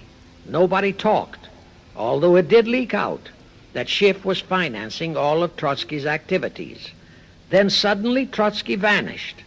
So did approximately 300 of his trained hoodlums. Actually, they were on the high seas in a Schiff-chartered ship bound for a rendezvous with Lenin and his gang in Switzerland. And on that ship was $20 million in gold, the $20 million Schiff provided to finance the Bolsheviki takeover of Russia. In anticipation of Trotsky's arrival, Lenin prepared to throw a party in his Switzerland hideaway. Men of the very highest places in the world were to be guests at that party. Among them were the mysterious Colonel Edward Mandell House, Woodrow Wilson's mentor and palsy-walsy, and more important, Schiff's special and confidential messenger. Another of the expectant guests was Warburg of the Warburg banking clan in Germany, who were financing the Kaiser, and whom the Kaiser had rewarded by making him chief of the secret police of Germany. In addition, there were the Rothschilds of London and Paris, also Litvinov, Kaganovich, Stalin, who was then head of a train and bank-robbing gang of bandits. He was known as the Jesse James of the Urals. And here I must remind that England and France were then long in war with Germany, and that on February 3, 1917, Wilson had broken off all diplomatic relations with Germany. Therefore, Warburg, Colonel House, the Rothschild, and all those others were enemies. But of course, Switzerland was neutral ground where enemies could meet and be friends, especially if they had some scheme in common. That Lenin party was very nearly wrecked by an unforeseen incident. The Schiff chartered ship on its way to Switzerland was intercepted and taken into custody by a British warship. But Schiff quickly rushed orders to Wilson to order the British to release the ship intact with the Trotsky hoodlums and the gold. Wilson obeyed. He warned the British that if they refused to release the ship, the United States would not enter the war in April as he had faithfully promised a year earlier. The British heeded the warning. Trotsky arrived in Switzerland, and the Lenin party went off as scheduled. But they still faced what ordinarily would have been the insurmountable obstacle of getting the Lenin-Trotsky band of terrorists across the border into Russia. Well, that's where Brother Warburg, chief of the German secret police, came in. He loaded all those thugs into sealed freight cars and made all the necessary arrangement for their secret entry into Russia. The rest is history. The revolution in Russia took place, and all members of the royal Romanov family were murdered. Now, my chief objective is to establish beyond even a remote doubt that communism, so-called, is an integral part of the Illuminati's great conspiracy for the enslavement of the entire world, that communism, so-called, is merely their weapon and bogeyman word to terrify the peoples of the whole world, and that the conquest of Russia and the creation of communism was in great part organized by Schiff and the other international bankers right in our own city of New York. A fantastic story? Yes. Some might even refuse to believe it. Well, for the benefit of any doubting Thomas, I will prove it by reminding that just a few years ago, Charlie Knickerbocker, a Hearst newspaper columnist, published an interview with John Schiff, grandson of Jacob, in which young Schiff confirmed the entire story and named the figure old Jacob contributed, $20 million. If anybody still has even a remote doubt that the entire menace of communism was created by the masterminds of the great conspiracy right in our own city of New York, I will cite the following historical fact. All records show that when Lenin and Trotsky engineered the capture of Russia, they operated as heads of the Bolsheviki party. Now, Bolshevism is a purely Russian word. The masterminds realized that Bolshevism could never be sold as an ideology to any but the Russian people. So in April 1918, Jacob Schiff dispatched Colonel House to Moscow with orders to Lenin, Trotsky, and Stalin to change the name of their regime to the Communist Party and to adopt the Karl Marx Manifesto as the constitution of the Communist Party. Lenin, Trotsky, and Stalin obeyed. And that year of 1918 was when the Communist Party and the menace of communism came into being. All this is confirmed in Webster's Collegiate Dictionary, 5th edition. In short, communism was created by the capitalists. Thus, until November 11, 1918, the entire fiendish plan of the conspirators worked perfectly. All the great nations, including the United States, were war-weary, devastated, mourning their dead. Peace was the great universal desire. Thus, when it was proposed by Wilson to set up a League of Nations to ensure peace, all the great nations, with no Russian Tsar to stand in their way, jumped on that bandwagon without even stopping to read the fine print in that insurance policy. That is, all but one, the United States, the very one that Schiff and his co-conspirators least expected would balk. And that was their one fatal mistake in that early plot. You see, when Schiff planted Woodrow Wilson in the White House, the conspirators assumed that they had the United States in the proverbial bag. Wilson had been perfectly built up as a great humanitarian. He supposedly became established as a God-man with the American people. There was every reason for the conspirators to have believed that he would easily hornswoggle Congress into buying the League of Nations sight unseen, exactly as the Congress of 1945 bought the United Nations sight unseen. But there was one man in the Senate in 1918 who saw through that scheme just as the Russian Tsar did in 1814. He was a man of great political stature, almost as great as that of Teddy Roosevelt, and fully as astute. He was highly respected and trusted by all members of both houses of Congress and by the American people. The name of that great and patriotic American was Henry Cabot Lodge, not the phony of today who called himself Henry Cabot Lodge Jr. until he was exposed. Lodge completely unmasked Wilson and kept the United States out of the League of Nations. Here it becomes of great interest to know the real reason for the Wilson League of Nations flop. As I previously stated, Schiff was sent to the United States to carry out 4 specific assignments. Number 1 and most important was to acquire complete control of the U.S. money system.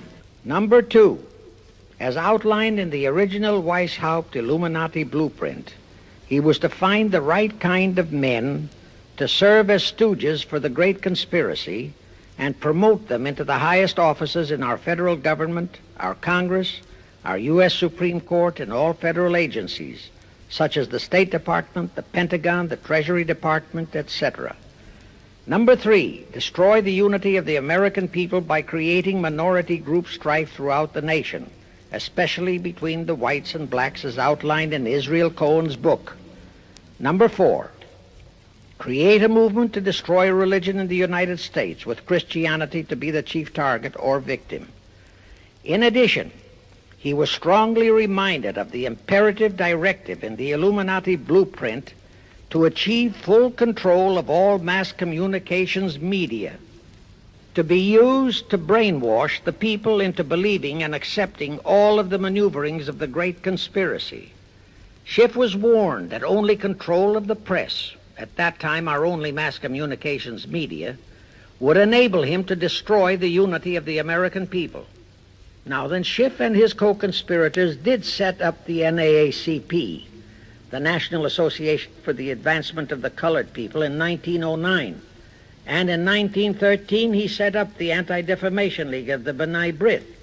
Both were to create the necessary strife. But in the early years, the ADL operated very timidly, perhaps for fear of a pogrom-like action by an aroused and enraged American people. And the NAACP was practically dormant because its white leadership didn't realize that they would have to develop firebrand Negro leaders, such as Martin Lucifer King, for one, to spark the then completely satisfied and contented mass of Negroes. In addition, he, Schiff, was busy developing and infiltrating the stooges to serve in all high places in our Washington government and in the job of acquiring control of our money system and the creation of the 16th Amendment. He also was very busy with the organizing of the plot for the takeover of Russia. In short, he was kept so busy with all those jobs that he completely overlooked the supreme job of acquiring complete control of our mass communications media. That oversight was the direct cause for Wilson's failure to lure the United States into the League of Nations, because when Wilson decided to go to the people to overcome the opposition of the Lodge-controlled Senate, despite his established but phony reputation as a great humanitarian, he found himself faced by a solidly united people and by a loyal press whose only ideology was Americanism and the American way of life. At that time, due to the ineptness and ineffectiveness of both the ADL and the NAACP, there were no organized minority groups, no Negro problems, no so-called anti-Semitic problem to sway the people's thinking. There were no lefts, there were no rights, no prejudices for crafty exploitations. Thus, Wilson's League of Nations appeals fell on deaf ears. That was the end of Woodrow Wilson, the conspirator's great humanitarian.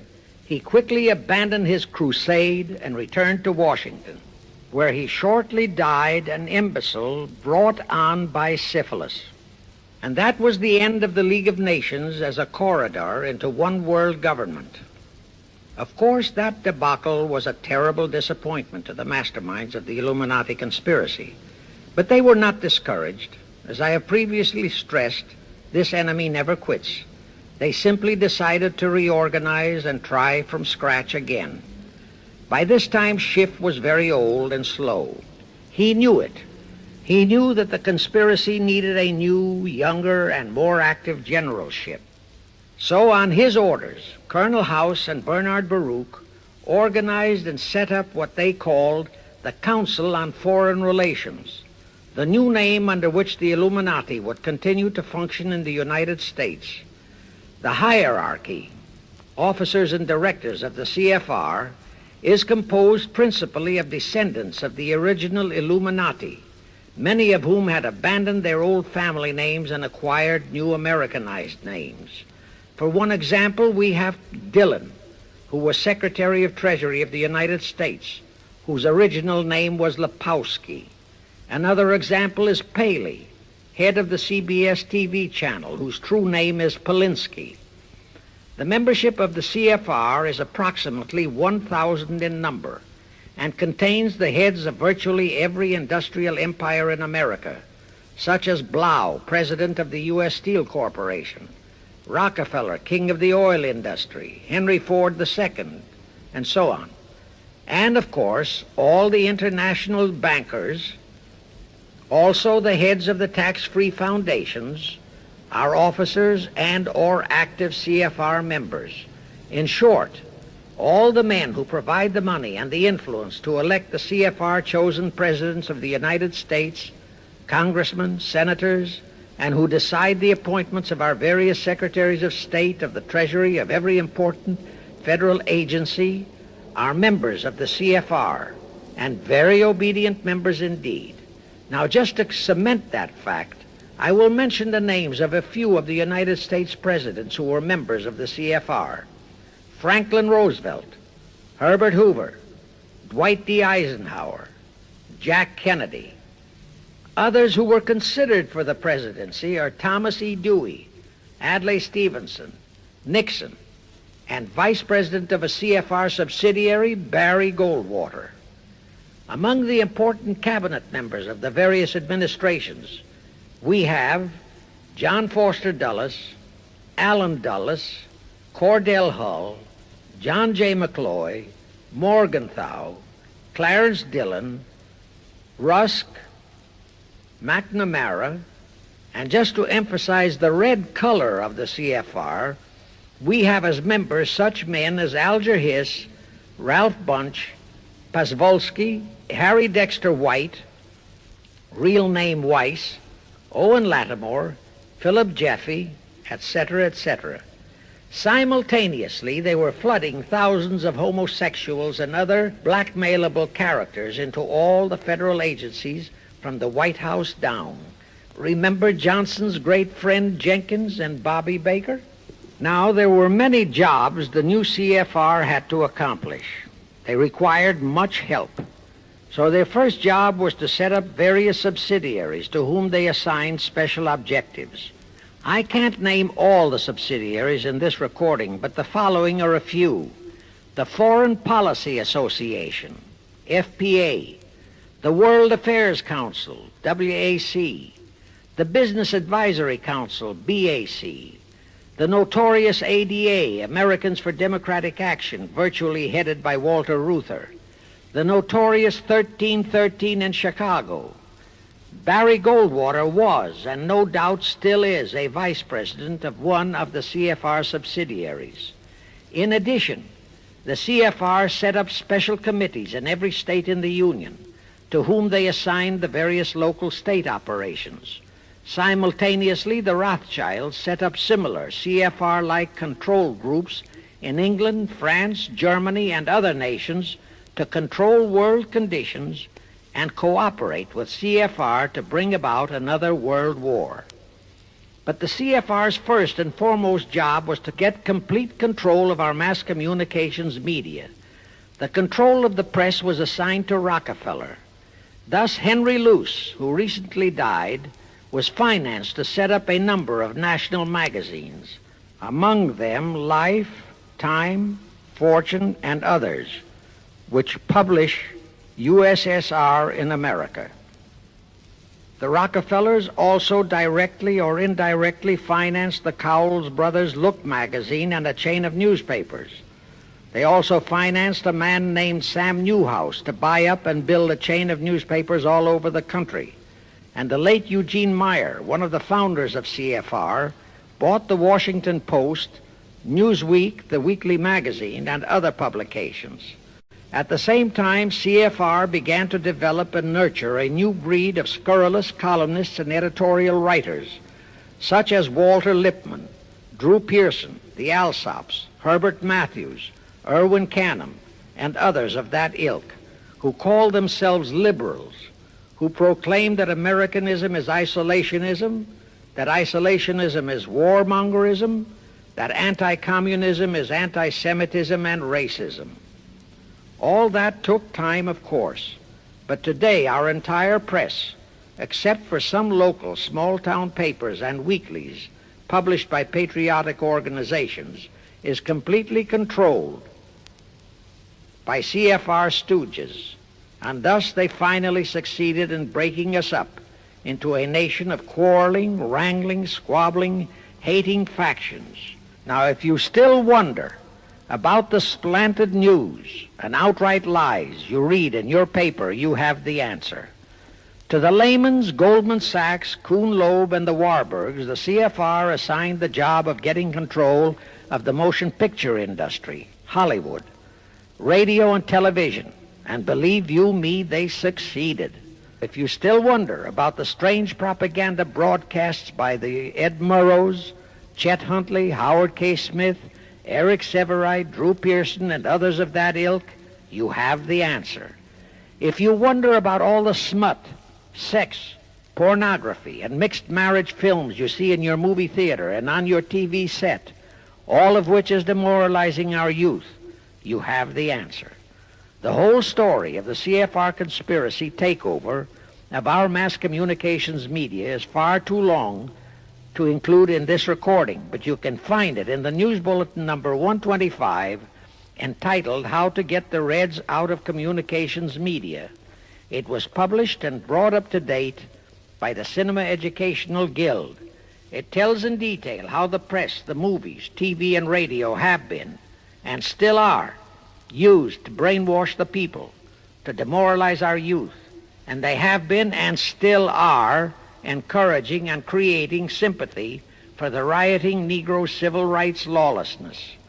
You can get a copy of this news bulletin by writing to the Cinema Educational Guild, Post Office Box 46205, Hollywood, California. Now, to refresh your memory, let's go back for a moment. Wilson's flop had torpedoed all chances of transforming that League of Nations into the conspirators' hoped-for one-world government housing. So the Jacob Schiff plot had to be done all over again, and they organized the CFR to do it. We also know how successfully the CFR did that job of brainwashing and destroying the unity of the American people. But as was the case with the Schiff plot, the climax and the creation of a new housing for their one-world government required another world war, a war that would be even more horrible and more devastating than the First World War, in order to get the people of the world to again clamor for peace and a means to end all wars.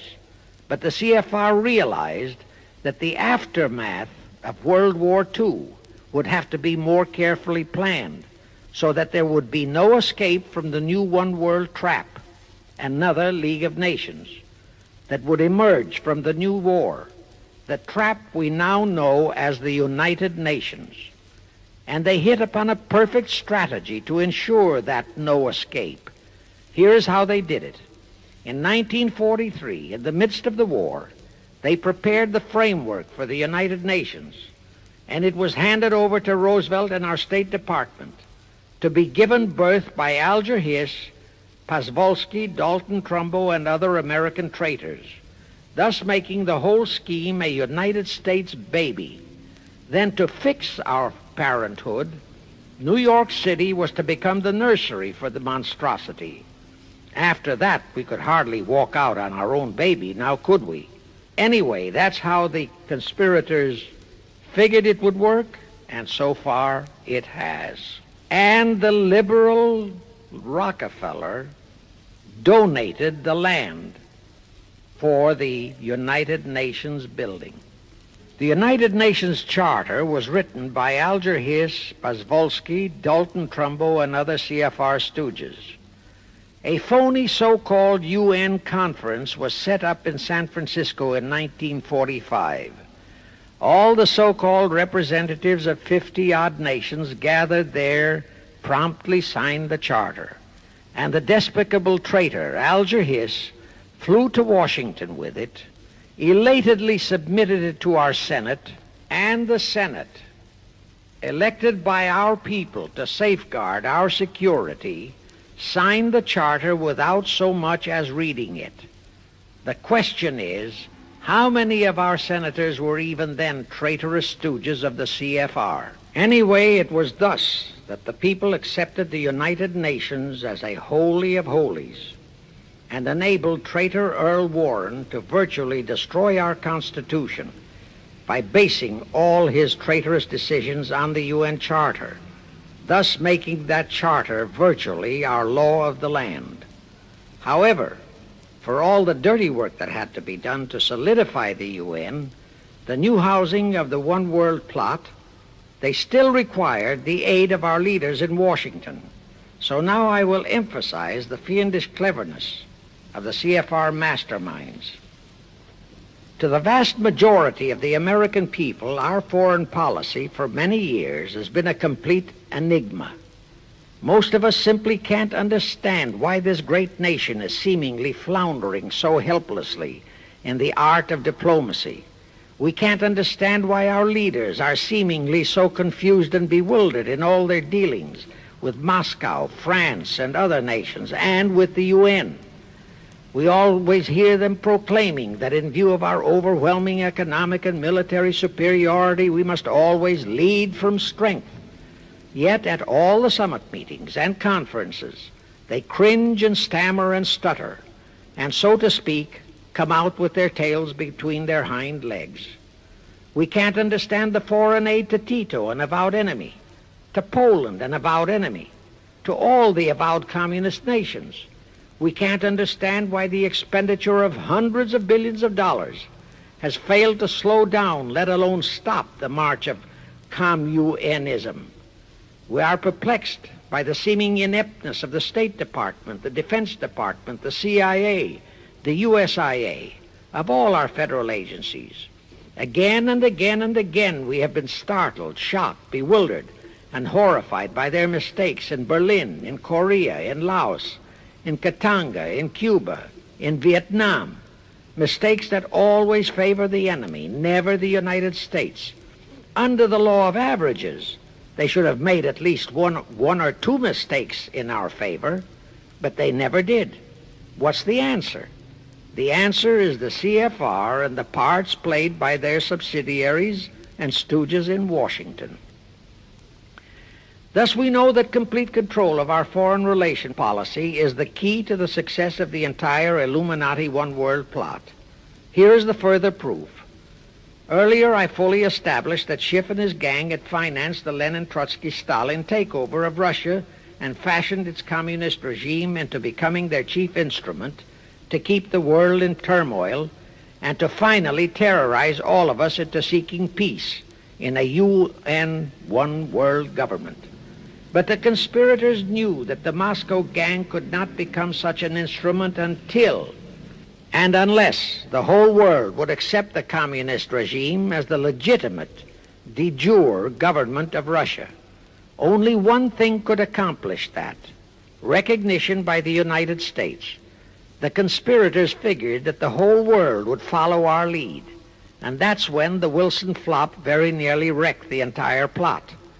Throughout the following 3 Republican administrations, the CFR pulled every trick in their bag to induce Harding, Coolidge, and Hoover to grant that recognition, but all 3 refused. As a result, in the late 1920s, the Stalin regime was in dire straits. Despite all purges and secret police controls, the Russian people were growing more and more restive.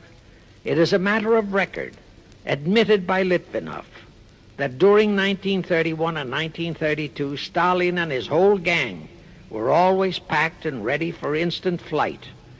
Then in November 1932, the conspirators achieved their greatest coup. They landed Franklin Roosevelt in the White House. Crafty, unscrupulous, utterly without conscience, that charlatan traitor turned the trick for them.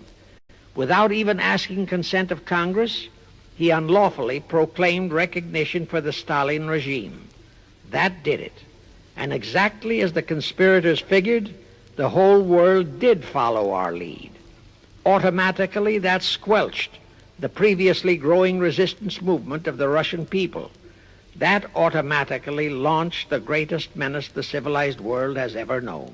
The rest is too well known to need repeating.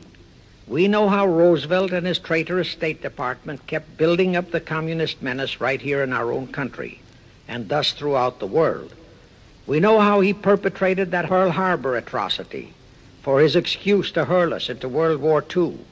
We know all about his secret meetings with Stalin at Yalta and how he, with Eisenhower's help, delivered the Balkans and Berlin to Moscow.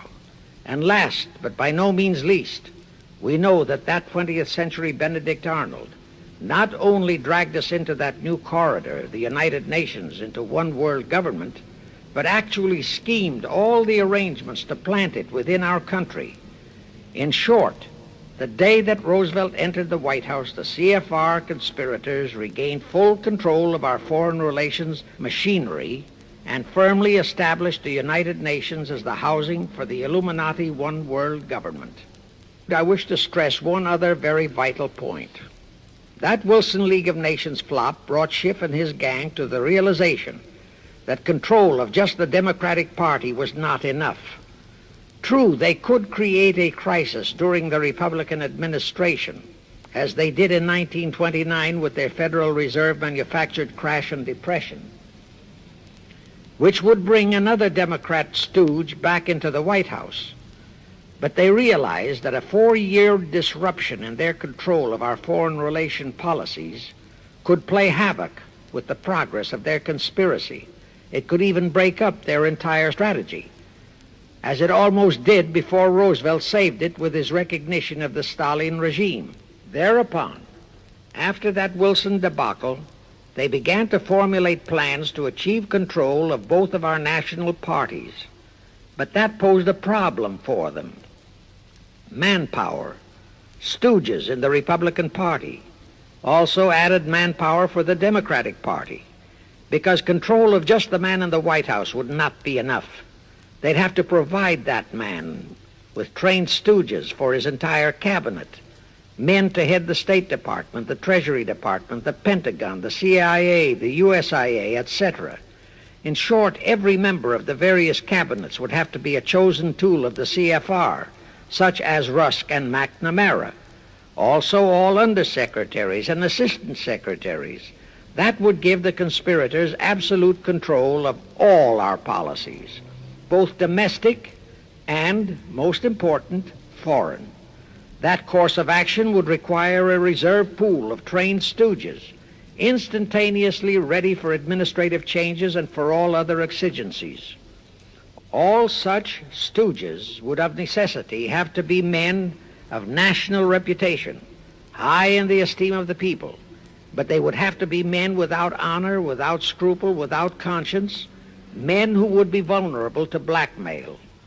It is needless for me to stress how well the CFR succeeded. The immortal Joe McCarthy fully revealed that there are thousands of such security risks in all federal agencies.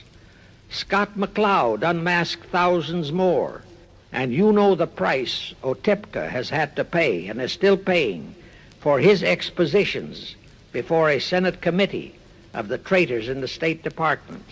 And you know that the men in the State Department who delivered Cuba to Castro have not only been shielded, but promoted. To the crux of the whole one-world government plot and the maneuvering necessary to create another League of Nations to house such a government. As I have already stated, the conspirators knew that only another world war was vital for the success of their plot. It would have to be such a horrifying world war that the peoples of the world would cry out for the creation of some kind of a world organization that could assure everlasting peace. But how could such a war be brought about? All the European nations were at peace.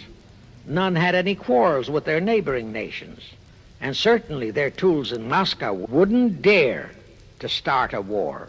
Even Stalin realized that it would mean the overthrow of his regime unless so-called patriotism would weld the Russian people behind him. But the conspirators had to have a war. They had to find or create some kind of an incident to launch it. And they found it in a little inconspicuous and repulsive little man who called himself Adolf Hitler.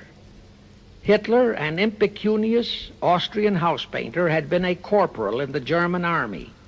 He made the defeat of Germany into a personal grievance.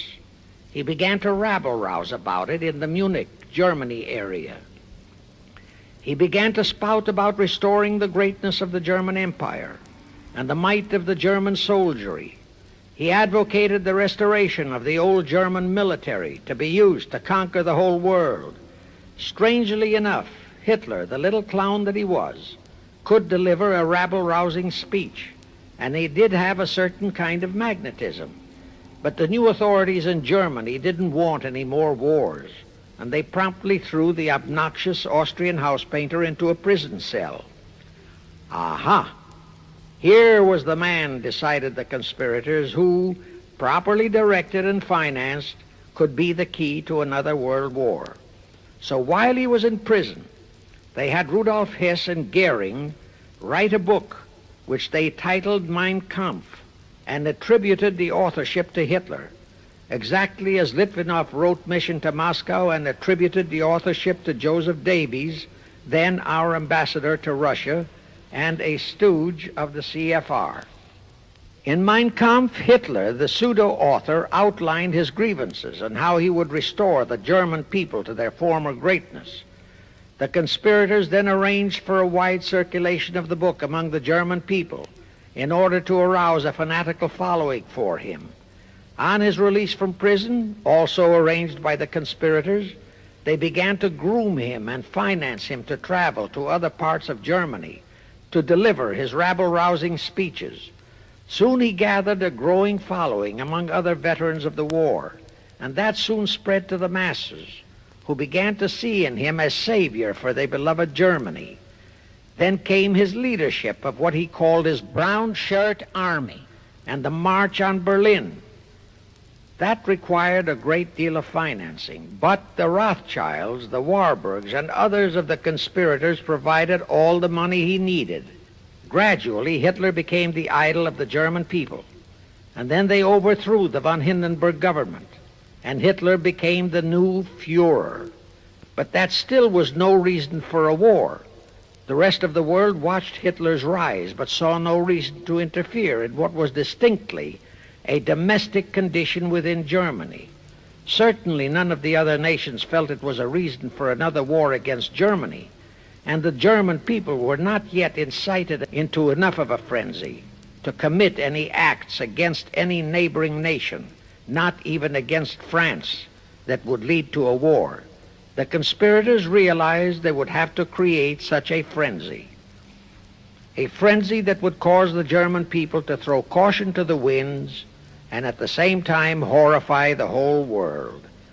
And incidentally, Mein Kampf was actually a follow-up of Karl Marx's book, A World Without Jews. The conspirators suddenly remembered how the Schiff Rothschild gang had engineered the pogroms in Russia, which slaughtered many, many thousands of Jews and created a worldwide hatred for Russia. And they decided to use that same unconscionable trick to inflame the new Hitler-led German people into a murderous hatred of the Jews. Now, it is true that the German people never had any particular affection for the Jews, but neither did they have an ingrained hatred for them. Such a hatred would have to be manufactured, so Hitler was used to create it. This idea more than appealed to Hitler. He saw in it the grisly gimmick to make him the God-man of the German people. Thus, craftily inspired and coached by his financial advisors, the Warburgs, Rothschilds, and all the Illuminati masterminds, he blamed the Jews for the hated Versailles Treaty and for the financial ruination that followed the war. The rest is history. We know all about the Hitler concentration camp and the incineration of hundreds of thousands of Jews, not the 6 million, nor even the 600,000 claimed by the conspirators, but it was enough. And here let me reiterate how little the internationalist bankers, the Rothschilds, Schiffs, Lehmans, Warburgs, Baruchs, care about their racial brethren who were the victims of their nefarious schemes. In their eyes, the slaughter of the several 100,000 innocent Jews by Hitler didn't bother them at all. They considered it a necessary sacrifice to further their Illuminati one-world plot, just as the slaughter of the many millions in the wars that followed was a similar necessary sacrifice. And here is another grisly detail about those concentration camps. Many of the Hitler soldier executioners in those camps had previously been sent to Russia to acquire their arts of torture and brutalization so as to emphasize the horrors of the atrocities. All this created a new worldwide hatred for the German people, but it still did not provide a cause for war. Thereupon Hitler was incited to demand the Sudetenland. You remember how Chamberlain and the then diplomats of Czechoslovakia and France surrendered to that demand. That led to further Hitlerian demands for territories in Poland and in the French Saar territories. Those demands were rejected. Then came his pact with Stalin. Hitler had been screaming hatred against communism. Oh, how he ranted against communism. But actually, Nazism was nothing but socialism, and communism is, in fact, socialism. But Hitler disregarded all that. He entered into a pact with Stalin to attack and divide Poland between them. While Stalin marched into one part of Poland, for which he was never blamed, the Illuminati mastermind saw to that. Hitler launched a blitzkrieg on Poland from his side. The conspirators finally had their new world war, and what a horrible war it was. And in 1945, the conspirators finally achieved the United Nations, their new housing for their one world government. And truly amazing, all of the American people hailed this foul outfit as a holy of holies. Even after all the true facts about how the UN was created were revealed, the American people continued to worship that evil outfit. Even after Alger Hiss was unmasked as a Soviet spy and traitor, the American people continued to believe in the UN. Even after I had publicly revealed the secret agreement between Hiss and Molotov that a Russian would always be the head of the military secretariat, and by that token, the real master of the UN, most of the American people continued to believe that the UN could do no wrong. Even after Tryggvi, the first Secretary General of the UN, confirmed that Hiss-Molotov secret agreement in his book For the Cause of Peace, the vast majority of our people refused to lose faith in the UN. Even after the truth about the Korean War was revealed, how the Russian General Vasiliev, head of that UN military secretariat, was given a leave of absence by the UN so that he could take command of the North Koreans and Red Chinese who were fighting the so-called UN police action under our own General MacArthur, who by orders of the UN was fired by the pusillanimous Truman in order to prevent his winning that war, our people still believed in the UN. Despite our 150,000 sons who were murdered and maimed in that war, the people continued to regard the UN as a sure means for peace. Even after it was revealed in 1951 that the UN, using our own American soldiers under UN command and the UN flag, in collusion with our traitorous State Department and the Pentagon, had been invading many small cities in California and Texas in order to perfect their plan for the complete takeover of our country, most of our people brushed it off and continued their belief that the UN is a holy of holies. Do you know that the UN Charter was written by traitor Alger Hiss, Molotov, and Wyszynski? That Hiss and Molotov had made that secret agreement that the military chief of the UN was always to be a Russian appointed by Moscow? Do you know that at their secret meetings at Yalta, Roosevelt and Stalin, at the behest of the Illuminati operating as the CFR, decided that the UN must be placed on American soil? Do you know that most of the UN Charter was copied intact, word for word, from the Marx Manifesto and Russia's so-called Constitution? Do you know that the only two senators who voted against the UN so-called treaty were the only two senators who had read it? Do you know that since the UN was founded, communist enslavement has grown from 250 million to 1 billion? Do you know that since the UN was founded to ensure peace, there have been at least 20 major wars incited by the UN, just as they are now inciting a war against Little Rhodesia? Do you know that under the UN setup, the American taxpayers have been forced to make up the UN Treasury deficit of many millions of dollars because of Russia's refusal to pay her share? Do you know that the UN has never passed a resolution condemning Russia or her so-called satellites, but always condemns our allies?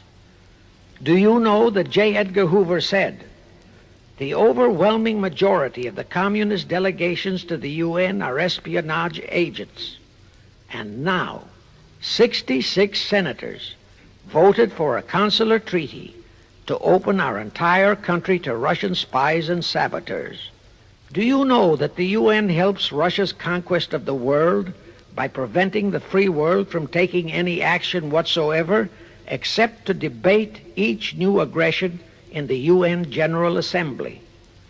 Do you know that at the time of the Korean War, there were 60 nations in the UN, yet 95% of the UN forces were our American sons, and practically 100% of the cost was paid by the United States taxpayers? And surely you know that the UN policy during the Korean War was to prevent us from winning that war. Do you know that all the battle plans of General MacArthur had to go first to the UN to be relayed to Vasiliev, commander of the North Koreans and Red Chinese, and that any future wars fought by our sons under the UN flag would have to be fought under the control of the UN Security Council? Do you know that the UN has never done anything about the 80,000 Russian Mongolian troops that occupy Hungary? Where was the UN when the Hungarian freedom fighters were slaughtered by the Russians? Do you know that the UN and its peace army turned the Congo over to the communists?